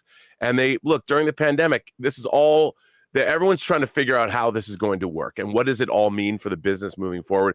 Right now, I don't think it's very good for the business. And I don't, other than the fact that I don't have the data to back it up yet. I guess we'll know in a year, to see what happens. But we've got movies like No Time to Die. No Time to Die is a $250 million movie. It needs to make $1 billion. And right now in this, we don't have, there's nothing that's come even close to that in our experience during COVID. And what's going to happen? I don't know. But I just want movies. Yeah.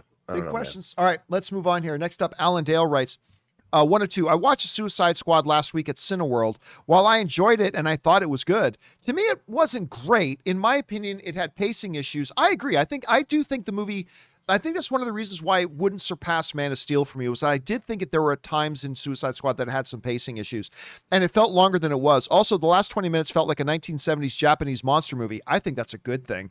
I like all the DCEU and the slow burn of Batman versus Superman and Zack Snyder's Justice League, but I got bored in parts with this, and that last act felt disjointed from the DCEU. Based on the reviews, I feel like this is overrated, even though I enjoyed most of it. Have I got it all wrong? Well, listen, Dale, first and foremost, your experience with a movie is never wrong. Film is art, man, and it hits each of us differently. And even if you hated Suicide Squad, you're not wrong. That was your experience. You don't choose your experience. You don't choose whether you like something or not. You just, you watch it, the experience washes over you, and you either have a positive reaction to it or you don't. There's no such thing as you getting it wrong. That said, I also felt like there were moments, like this movie was 2 hours and 12 minutes long. I felt like even just if they sliced out like 15 minutes and this movie came out at like 1:55 or at 2 hours even, I think this movie would have moved even better and been an even better experience. So I agree. I think like coming out of Suicide Squad is magnificent and it's a great experience I had with it. I would say to improve it, I think they needed to tighten it up. This was a movie that didn't need to be over north of 2 hours. I think this is the type of movie that is served best with a little bit tighter, a little bit more compact. I think it would have made it an even better experience. But again, that's just my opinion on that. Anyway, thanks for writing that in, Alan. Appreciate your perspective, man. All right. Holy Jibez writes, part 1 of 2. Hi, John. I know you said you don't like DC animated movies. No. That's not true. It's not that I dislike DC or Marvel animated movies. What I don't like is DC or Marvel straight to home video animated movies. They are, for the most part, complete piles of shite. There are some exceptions. There are definitely some exceptions. But like some people say to me, John, what about Mask of the Phantasm? Well, that was a theatrical movie. You know, that movie actually got released at theater. It's the straight-to-home video Marvel and DC stuff that I don't like. But it's not that I don't like it in general. I mean, that's just that. Anyway, but I wanted to recommend Batman Soul of the Dragon. I watched 10 minutes of it, couldn't stomach it. It's a callback to the 70s era kung fu movies like Enter the Dragon, and has voice actors Jamie Chung, who is, of course, a friend of Anne's. Jamie is, Anne and Jamie were sorority sisters together in college. As Jade, Kelly Hu as Lady Shiva, Michael Jai White as Bronze Tiger, Marcus Dacascos as Richard Dragon, and David, I don't know how to pronounce that word, as Batman. The animation isn't the best, but the action is great, and the movie has a great 70s soundtrack to go along with the action. Yeah, listen, I'll be honest with you, Rob, I never get excited about a voice cast list for an animated movie. I really don't. Yeah. Like the actors literally go into a sound booth for a day or two, record all their lines and leave. I don't get generally that excited. There are some exceptions. I mean, who can imagine Shrek without the voice of Mike Myers? Who can possibly imagine Buzz Lightyear without Tom Hanks? You know, so there are some exceptions, but for the most part, that stuff doesn't excite me. Yeah, I thought the trailer for that Soul of the Dragon looked interesting, but again, I popped it on for a few minutes. I'm like, this sucks. And I just walked away from it. So I didn't do a review of it because I didn't watch the whole thing. So I have no business doing a review of it. But since you're asking me, I'll tell you, I watched it. Did you get around to watching this one, Rob, at all? No, but I did see the trailer and I was like, I'd watch this. This looked good to me. But if you didn't like it, I'm like, well, I probably wouldn't like it. Yeah. And by the people in the chat reminded me, yeah, I meant Woody as Tom Hanks. Buzz Lightyear was, of course, Tim Allen. So sorry, I got those mixed up for a second. All right. Anyway, next up, we got Will K. writes, 1 of 3. Hello, John and Rob. I have been a huge fan of the show since all the way back in the AMC closet days. Thank you for that, Will. I appreciate that. I am a weak man, John. I turned HBO Max on last night, and there, ready to be watched, was The Suicide Squad. I had intended my first viewing to be in a theater, but the temptation was too great. I don't blame you, man. Now I feel that I must buy an extra ticket on top of the theater ticket I already bought, so that this movie earns all that it can. It feels like streaming these big blockbusters are going to kill these movies. Multiple co-workers have said they plan on streaming from home. Is there a problem here, or is it just me? P.S. Schnepp would have freaking loved this movie. Oh, no, there's no doubt. John... He John would have would loved it. Oh my God, he would have loved this movie so much. But listen, I get it. I totally get it. You've already got your tickets for Suicide Squad and you're sitting at home flipping through your streaming things to see something to watch. And like right there in front of you is Suicide Squad. And you're hearing all these idiots like me saying this thing is awesome. How do you not give into that temptation to go ahead and hit play? The key is you've already planned on watching it in theaters and you've already contributing to it by buying your tickets. And that's great. But I can't blame you, man. I can't blame you. But yes, this is going to ruin movies. It's going to ruin movies.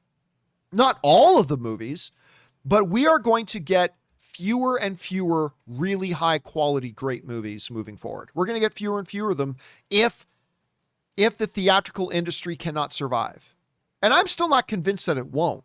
But if the theatrical experience cannot survive, we have seen our best days of the number of great movies we get per year, because we're never going to get that again. Not with streaming. I've already explained why. But anyway, Rob, I assume this is probably the same experience you had, that you were just sitting there like, oh my God, I could watch Suicide Squad right now. And it's a hard temptation to pass up. Yeah, and as I said, I'm not proud of it, dude. I'm not proud of the fact that I did. And it's, I also will say this. Psychologically, as people, when you go to a movie theater, you're basically putting yourself into a sensory deprivation tank but instead of being deprived, your senses are opened up more than they ever would be if you're at home watching a movie. You open up your brain. I feel like when I watch a film in a theater, I take it all in. There's nothing to distract me. I'm not looking at my phone. I don't even see like the edges of the screen. You're in a black box and you're watching the movie, and a great movie, when you're transported, there's nothing else that matters while you're watching a film except the film itself. And I feel like from a mental standpoint, you get so much more out of it. It washes over you. It's engulfing, it's enveloping. And when you're at home, you don't get the same impact. You just don't. Yep. It's true. All right. And by the way, I noticed some people are in the live chat are saying something like, and I know I get the rationale saying, well, maybe that's true, like that you're going to see a decrease in the quality of movies, but there's still going to be great indie movies. Listen, I don't know how to break this to you. If you don't think there's going to be a trickle-down effect on this, you're crazy. This will impact even the smaller, high-quality indie movies, because these streamers are just going to look at these things different ways. And what's going to happen is, Rob, because of the quantity over quality thing, they're just going to crank out a lot of stuff. But guess what? It's going to happen like what so much happens on Netflix. These things will get released on Netflix. And even people like you and me who keep an eye on Netflix, there's like 20 things a month that drop on it that we've never even heard of. Like it came and went, and it's like we never even knew it was there. And that's going to be the destiny of a lot of these indie films. They're going to get no promotion. They're going to get no campaign whatsoever. At least even the small indies, they got little theatrical releases. Like take A24's Ghost Story, the one with Casey Affleck, right? Like even, did that get a huge campaign? No, but it got a marketing campaign. And a lot of people knew about it, even if they weren't going to go see it. And if you don't think this whole new shift is going to affect indie films, that's a wonderful fantasy you live in. That's a wonderful fantasy. But the reality is it is going to, a different type of an impact, yes, but it's definitely going to have an impact. 100%. 100%. Anyway, let's move on here. Next up, Orange Grove 55 writes, hey, John, I disagree with you a lot on many issues, but that is a huge part as to why I love watching your show. Echo chambers are boring. I love hearing your perspective. Keep up the great work, sir. Thanks so much for saying that, Orange Grove, because, Rob, we tell people a lot. Our job, there's two things our job are not, okay? Our job, number one, is not to say things you already agree with. And number two, our job is not to convince you to agree with our point of view. What our job as YouTubers and film pundits is to give you our perspective and point of view in such a way that helps you better sharpen, understand, and establish your own point of view. Like if me explaining, why I I think it's incredibly damaging to the movie industry with what's going on with streaming and the battle with the theaters right now. That's not meant to convince you to agree with me. It's meant to give my arguments in such a way that if you disagree with me, it helps you better sharpen why you disagree with me. So at the end of the day, if you and I still disagree, great. If you've got a better understanding and more of a perspective on why you disagree with me after I give my perspective, awesome. That's the idea. We see too many YouTubers, Rob, and I'm not naming names, but too many YouTubers today just say what they think their audience wants to hear. That's it. They just say what their audience wants to hear. Or they'll just cover things that they think are going to get clicks. And I'm not going to give any examples of this. And it's like, that's not what we do here. That's not the type of channel I want to be. I want to have people watching the show that disagree with me. I want to have that because that creates for a better community environment. And listen, our audience, Rob, we talk all the time about different movies and issues where our audience has actually changed my mind on certain things. And that's the great thing about the community. So that's one of the things that I love about this. And Rob, why I love having a guy like you on, who you and I often agree on a lot of things, but you and I often disagree on a lot of things. Yeah. Star Trek. but that's one of the great things is that we have different perspectives. And I want nothing less of that from our audience as we do from ourselves. I don't know. What's your take on that whole thing? No, I agree with that. And the fact that you and I can disagree about things and still be friends and still move forward. And I think that's what makes this show in particular interesting to watch, is that you get different perspectives from us. Sometimes we agree and sometimes we don't. But, you know, we are trying to look at things with an eye toward how the industry works and the business of it. It's not just like that, oh, that's good or that sucks. You know, we don't ever really do that. We try and I really appreciate that. And that's that you allow me to bring my perspective to this. And that, like, when I go to the Campea classroom with you, I learn things because, you know, you've done some research and you've planned the shows. Like you, I don't know if people really get this, but you send show notes out the day before.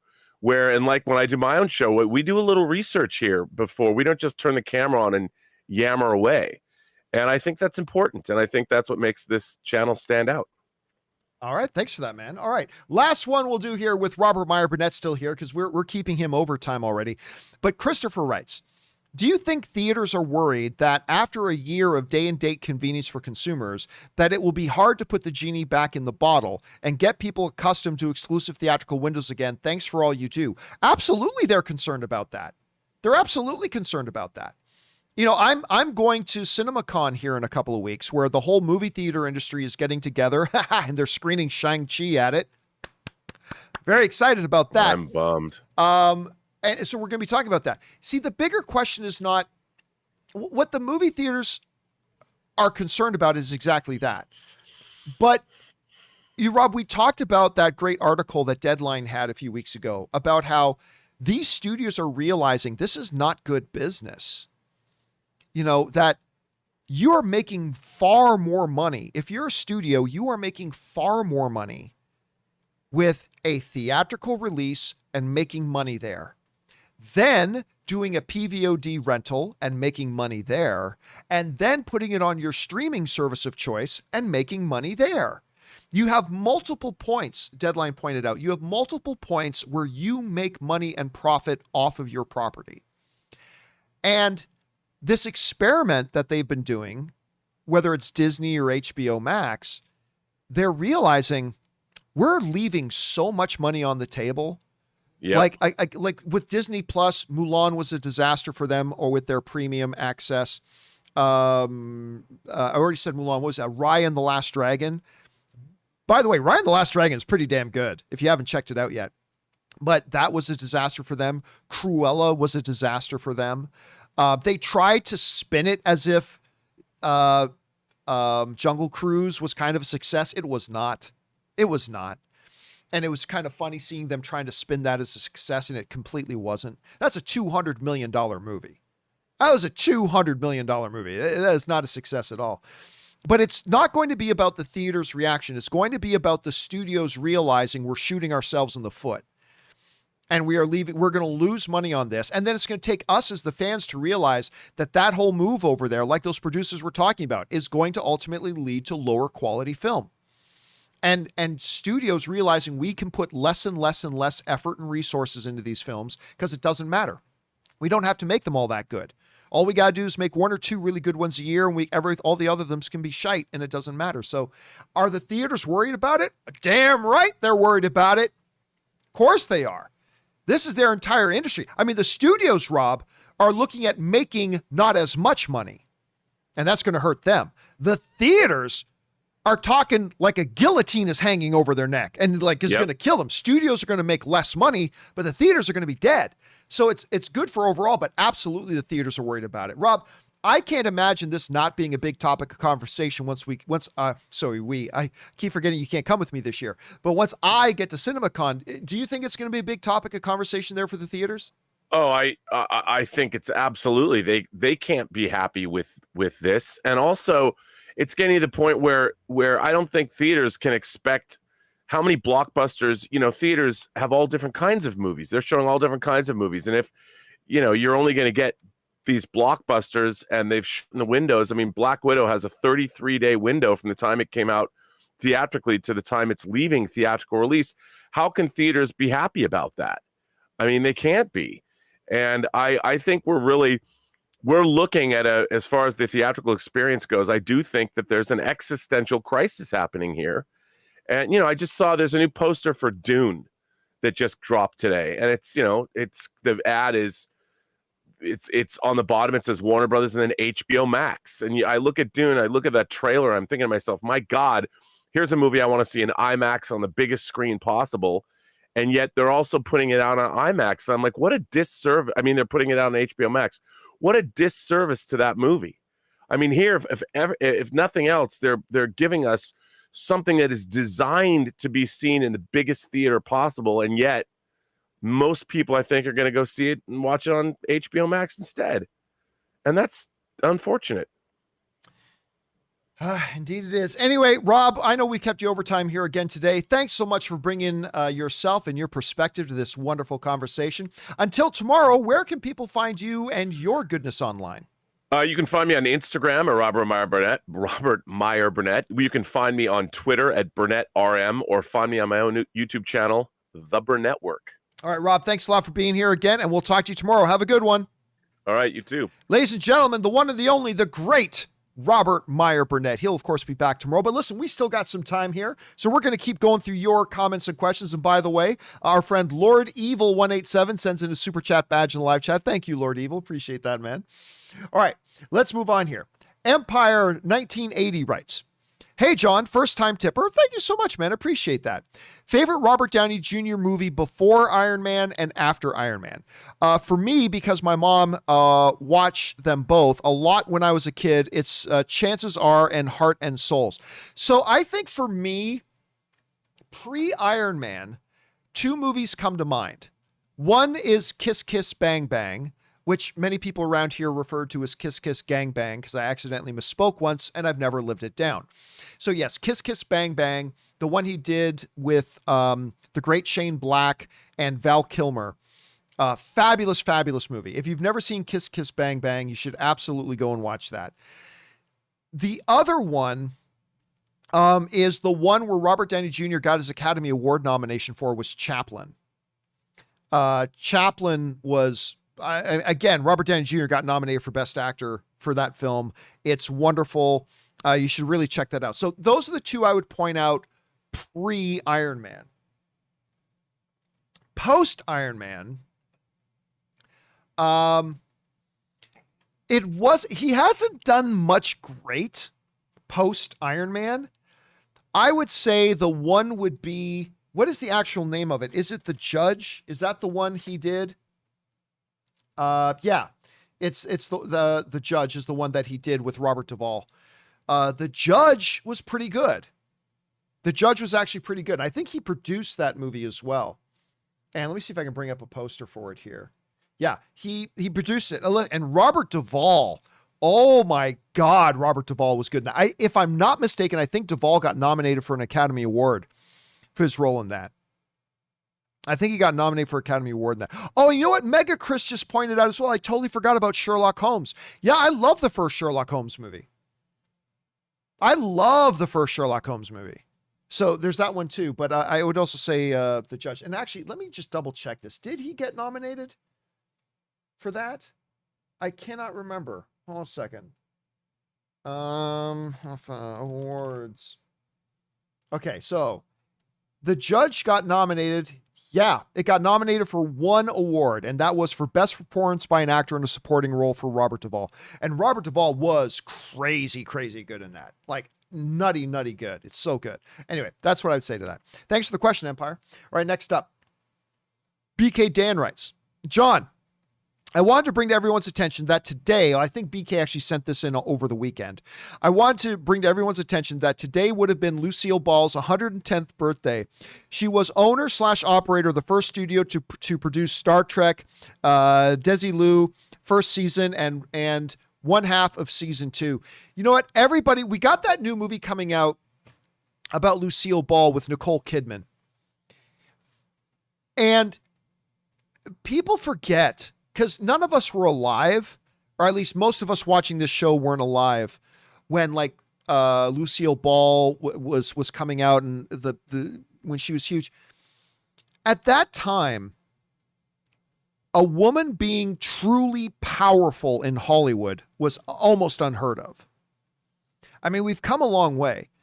Lucille Ball changed the game in a lot of different ways. And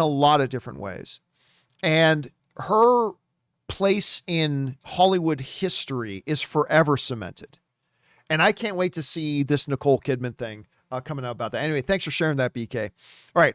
RM writes, hi, Kim. Obviously, Kim's not here today. Robert Meyer, Burnett, and John. I absolutely love Suicide Squad. So glad the fun is back in entertainment. I'm glad you liked it, man. Yeah, I absolutely loved it too. Absolutely fantastic. Just a great cinematic experience, and I'm glad you had a good time, dude.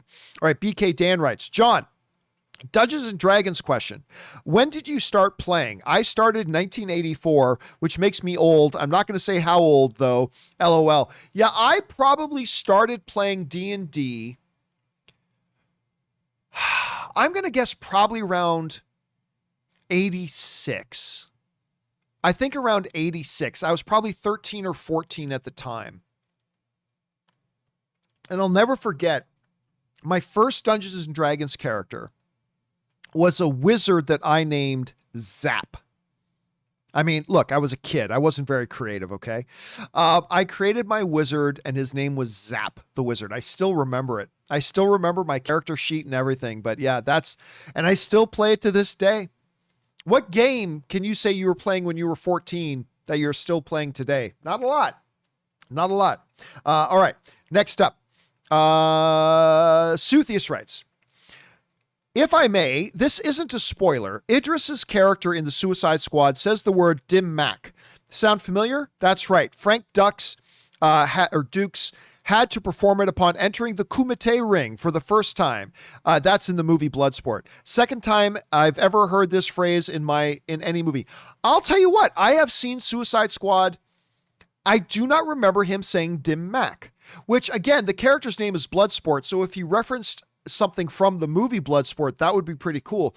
But I do not remember that. I don't remember him saying that in Suicide Squad. But when I watch it again, I will keep my ears open for that, because that's actually pretty nice little connection there if they did. All right, BK Dan writes in, John, Clint Eastwood got brought up as an old actor. Betty White is still active acting at 99 years old. Yeah, Betty White is just not a national treasure. She is a planetary treasure. Betty White is just an absolute planetary treasure. And again, if you guys have not seen The Proposal, I think that's the name of the movie, with Sandra Bullock and Ryan Reynolds, one of my favorite rom-coms ever. Betty White is so freaking good in that. Actually, she's so great in that, but she's also great in this little horror movie, this little horror comedy movie called Lake Placid, about the giant alligator.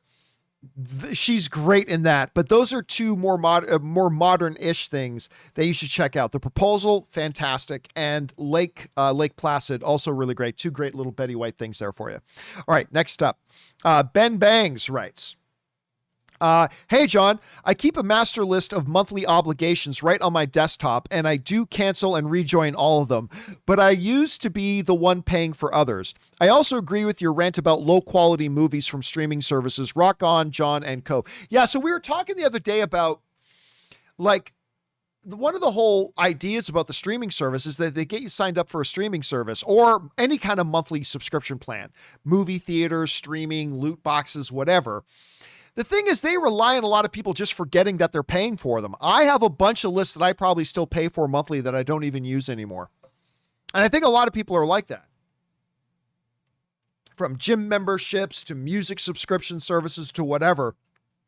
It's just, we easily forget about them. And I don't even want to think about how much money I waste every month on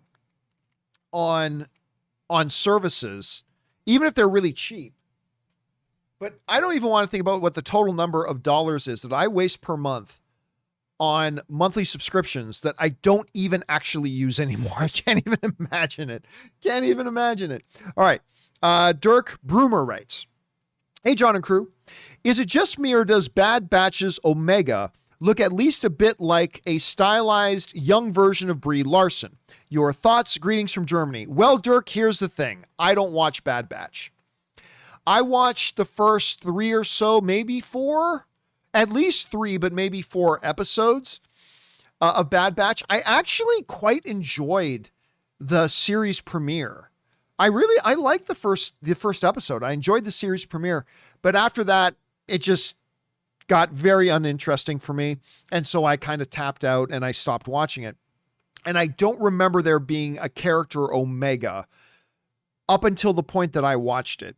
And so I cannot say, I cannot say that whether it does or does not look like a young Brie Larson because I haven't watched it up to the point where Omega shows up. So can't really answer that. Sorry about that, Dirk. I wish I could give you an answer, but I don't. You guys in the live chat, does Omega, those of you who watch Bad Batch, does Omega look like a young stylized version of Brie Larson? Leave your thoughts in the description. All right, next up. Katniss Everdreams writes, John, while I am excited to see a new movie set in the Hunger Games world of Panem, I will say the book, A Ballad of Songbirds and Snakes, was boring and not well received. It will need some serious adaptation to make it a good story. Still excited. Yeah, we talked about this on the last show that we did, that of course, in 2022, they're going to start shooting the next Hunger Games movie. That is a prequel set around the rise of President Snow from a young man to becoming, the villain that we know him to be. And it's going to be called A Ballad of Songbirds and Snakes, which is an absolutely horrible, horrible title. Horrible title. Awful. And we talked the other day about, listen, when the Hunger Games movies came out, there was a pop cultural buzz surrounding Hunger Games. Like a lot of people were excited about Hunger Games. Even those who weren't excited about it, you could feel the buzz for it. I don't sense any hunger, no pun intended. I don't sense any hunger for more Hunger Games stuff today. I just don't.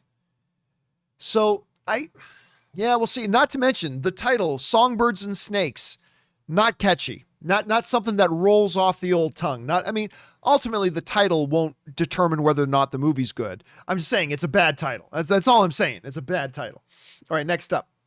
Empire 1980 writes, which everything going on, you probably meant with everything going on with Disney and Scarlet, what's going to happen to Tower of Terror? I've never heard of that. The Disney movie she signed on to be in. I a little excited to see it only because I grew up on the original movie, Kristen Dunst and Steve Guttenberg. I'm going to be honest with you. I'm not really sure what it is we're talking about. Oh, Dr. Peppers is saying Tower of Terror. Okay, Tower of Terror. Okay. Sorry, Tower of Terror? I don't know what Tower of Terror is. All right. Thank you guys in the live chat for throwing that in there. Listen, business is business. They might be arguing and fighting over one project. That doesn't mean they can't fulfill another obligation to each other. But look, both of them, they've already signed a contract for it, right? But both of them can just get in touch with each other and say if they want, look, we don't like each other. So how about we both agree to cancel our contract over this other movie? They could do that. But I don't know. I suspect, look, business is business. You can't make it personal.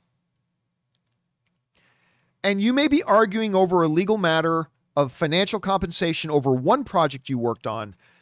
But Disney has made a lot of money with Scarlett Johansson. And Scarlett Johansson has made a lot of money with Disney. And so I could totally see them still falling through. Now, the one caveat to that is, you know how I said it's business is business, it's not personal?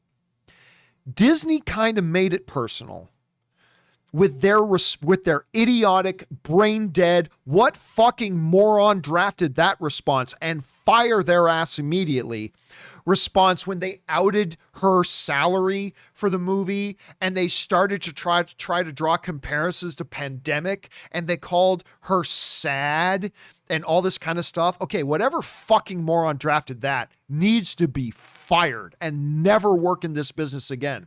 Bob Chapek. Anyway, I'm not going to go off on that whole thing again. But if they can get past that, business is business. Scarlett can still make money with Disney and Disney can still make money with Scarlett. And at the end of the day, that's what it's all about. So it could ruin those plans, but I wouldn't be surprised if they move forward with it and still fulfilled their other deals. All right, next up. Empire 1980 also writes, the whole drama going on inside Disney isn't the first time this has happened. When Michael Eisner, that was not a great experiment. When Michael Eisner ran Disney, he almost destroyed it until he got the boot and Bob Iger took over. Yeah, a lot of people forget that.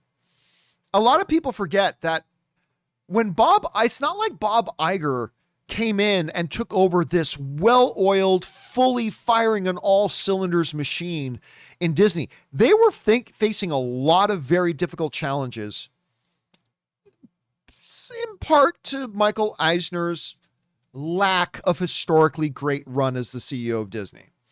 So when Bob Iger stepped in, he had a lot of challenges to face.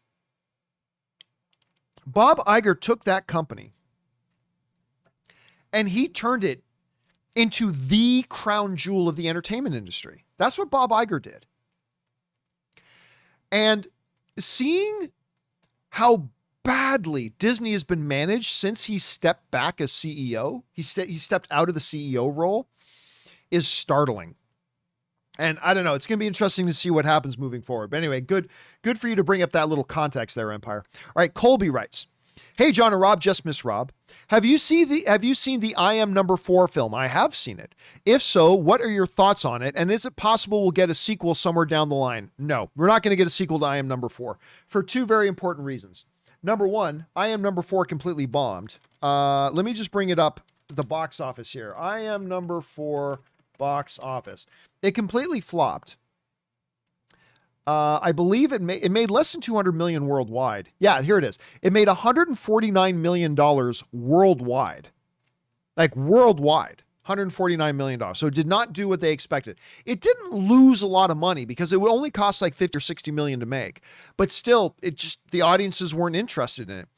But more importantly than that today, this was a movie that came out, how many years ago did this come out? What was the release date on this? Came out 10 years ago. Oh my God, that's hard to imagine. 10 years. 10 years.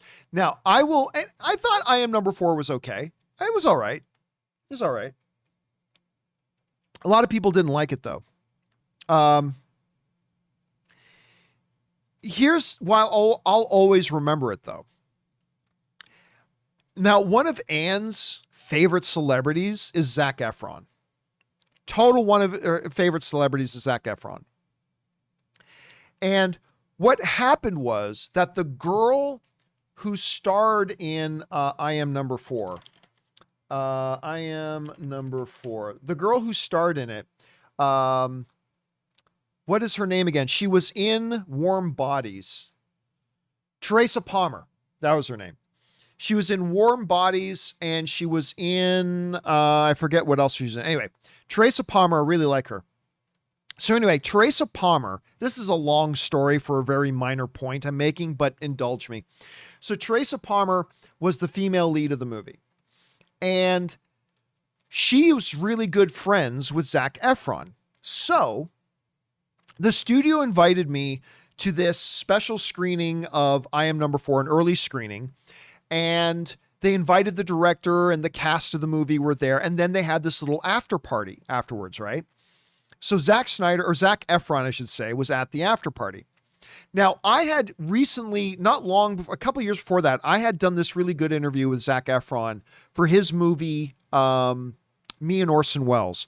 By the way, if you want to know how good of an actor Zac Efron is, don't just watch Greatest Showman, because he's great in that. Also go watch this little movie he did with Claire Danes called Me and Orson Welles. It's fantastic. Anyway, long story short, so I'm at this after party, and I go up to Zac, and Anne says, Zac Efron's here. Oh my God. Zac's not in I Am Number 4. He was just there hanging out with Teresa Palmer. And she's like, Zac Efron's here. I go, oh, here, come on. Let me introduce you to Zac Efron. So I go over to him, and this made me a fan of Zac Efron forever, because it had been a year or two since I had last interviewed him. And I go, excuse me, Zac. And he turns around and goes, oh, hey, John. And I'm like, which, by the way, I'm with Anne, right? As he turns around and says, hey, John. And I'm like, inside, I'm like, oh my God, this is making me look so good in Anne's eyes right now. I look so cool in Anne's eyes right now. Because Zac Efron just turned around, looked at me and said, oh, hey, John. Probably cemented her feelings for me forever at that point. So thank you, Zac Efron, wherever you are, for that, making me look so good in Anne's eyes. So Efron turns around and he says, oh, hey, John. And I said, hey, I just wanted to introduce you to my wife. This is Anne. And he was so gracious and so nice to her. And it just so I'm like, you know me, guys, right? If you put a smile on my wife's face, if you put a smile on Anne's face, I will be in your corner forever. Like if you put a smile on my wife's face, you are in my good books forever. And so he was so nice to Anne, and it totally made her day. And I will always be a Zac Efron fan. And I was legitimately a fan of his already, because I loved him in Me and Orson Welles. But I, at that point, was like, I'm going to be a Zac Efron fan forever, because he made my wife smile, because he was so nice to my wife. Anyway, so a little bit of a Zac Efron there, sorry. But unfortunately, I Am Number 4. No, I never see. Maybe someday they would release, they might do a remake of it. Someday I could see them maybe doing a remake of it. But a sequel to it, no. That time is sadly come and gone. That time has sadly come and gone. All right, next up. We got Dan V, who writes, I'm just curious, John, have you read the Chronicle 2 script by Max Landis? I never did read it, no. I mean, somebody offered to send it to me, but I mean, they're not going to make it, so I had felt no desire to read it. Anyway, the Chronicle 2 script by Max Landis called Martyr. He discussed it years ago, how it was too dark for Fox, and it was passed over. Matt ends up being prominent from the first one, and that interests me. Not just a new group. Not just a new group. The lead of Martyr was a woman named Miranda, with Matt showing up later. Matt helps the government since he went public, where he saves people and tries to figure out where the powers came from. The script is very easy to find with a Google search. Yeah, and like I said, I had somebody offer it to me before. I never did. All I know is this. I wanted another Chronicle movie for years. I have wanted another Chronicle movie for years. But what I never wanted was what Max Landis said about 4 or 5 years ago, what Fox wanted to make. Just basically the exact same story, only this time it's a new group of kids finds this thing, discovers they have powers, and how those powers start to change them. It's like, we already did that movie. It's called Chronicle. Why just do it again? Carry on the story.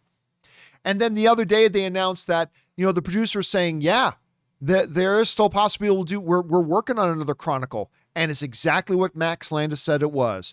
It's a new group of kids who discover the alien thing. They get powers and they try to figure out. It's like, what? Why? Just carry on the story. Why just repeat the exact same story from last time? So I have no interest in Chronicle at this point. Not the new one. I love the first one, but I have no interest in this new one. All right, guys, last question of the day. This comes to us from an anonymous viewer who writes, speaking of Armie Hammer, I'm an Agatha Christie movie fan. What is Disney going to do with Death on the Nile? That's a good question, man.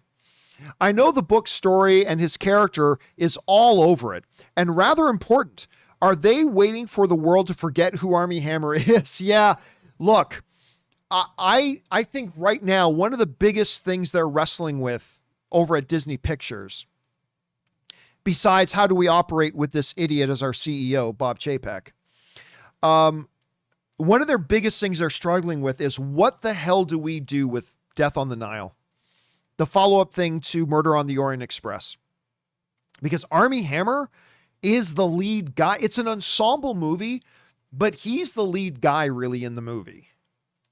And Armie Hammer right now, his name is Mud. And listen, I'm not going to lie. I've always been an Armie Hammer fan. I've had a chance to meet him a couple of times. He's always been very nice to me. I really like him as an actor. I think he was tremendous in things like The Social Network, Call Me By Your Name. I just think the guy's a really good actor. I love seeing him on screen. I have, as an actor, I've always been a big fan of Armie Hammer as an actor. But his name is Mud right now. And I'm not going to go into the whole legal thing on that, just to say that Disney is dealing with the fact that his name is total cancer right now. So you've got this movie that's already done, and you got basically your lead guy in it is a movie you can't release and a movie you can't market. But what do you do with the movie now? You can't just shelve it. You put way too much money into it. You've got to try to get some kind of a return on it. So what do you do? And I don't know. Like, do you just quietly slip it onto Disney Plus to get something out of it? Do you wait until what Anonymous just said? Wait until everybody forgets who Armie Hammer is and then put the movie out? I don't know. And it's one of those situations that I honestly don't know what the answer is. I do know that just putting it in a box and hiding it isn't an option. You spent too much money on the movie.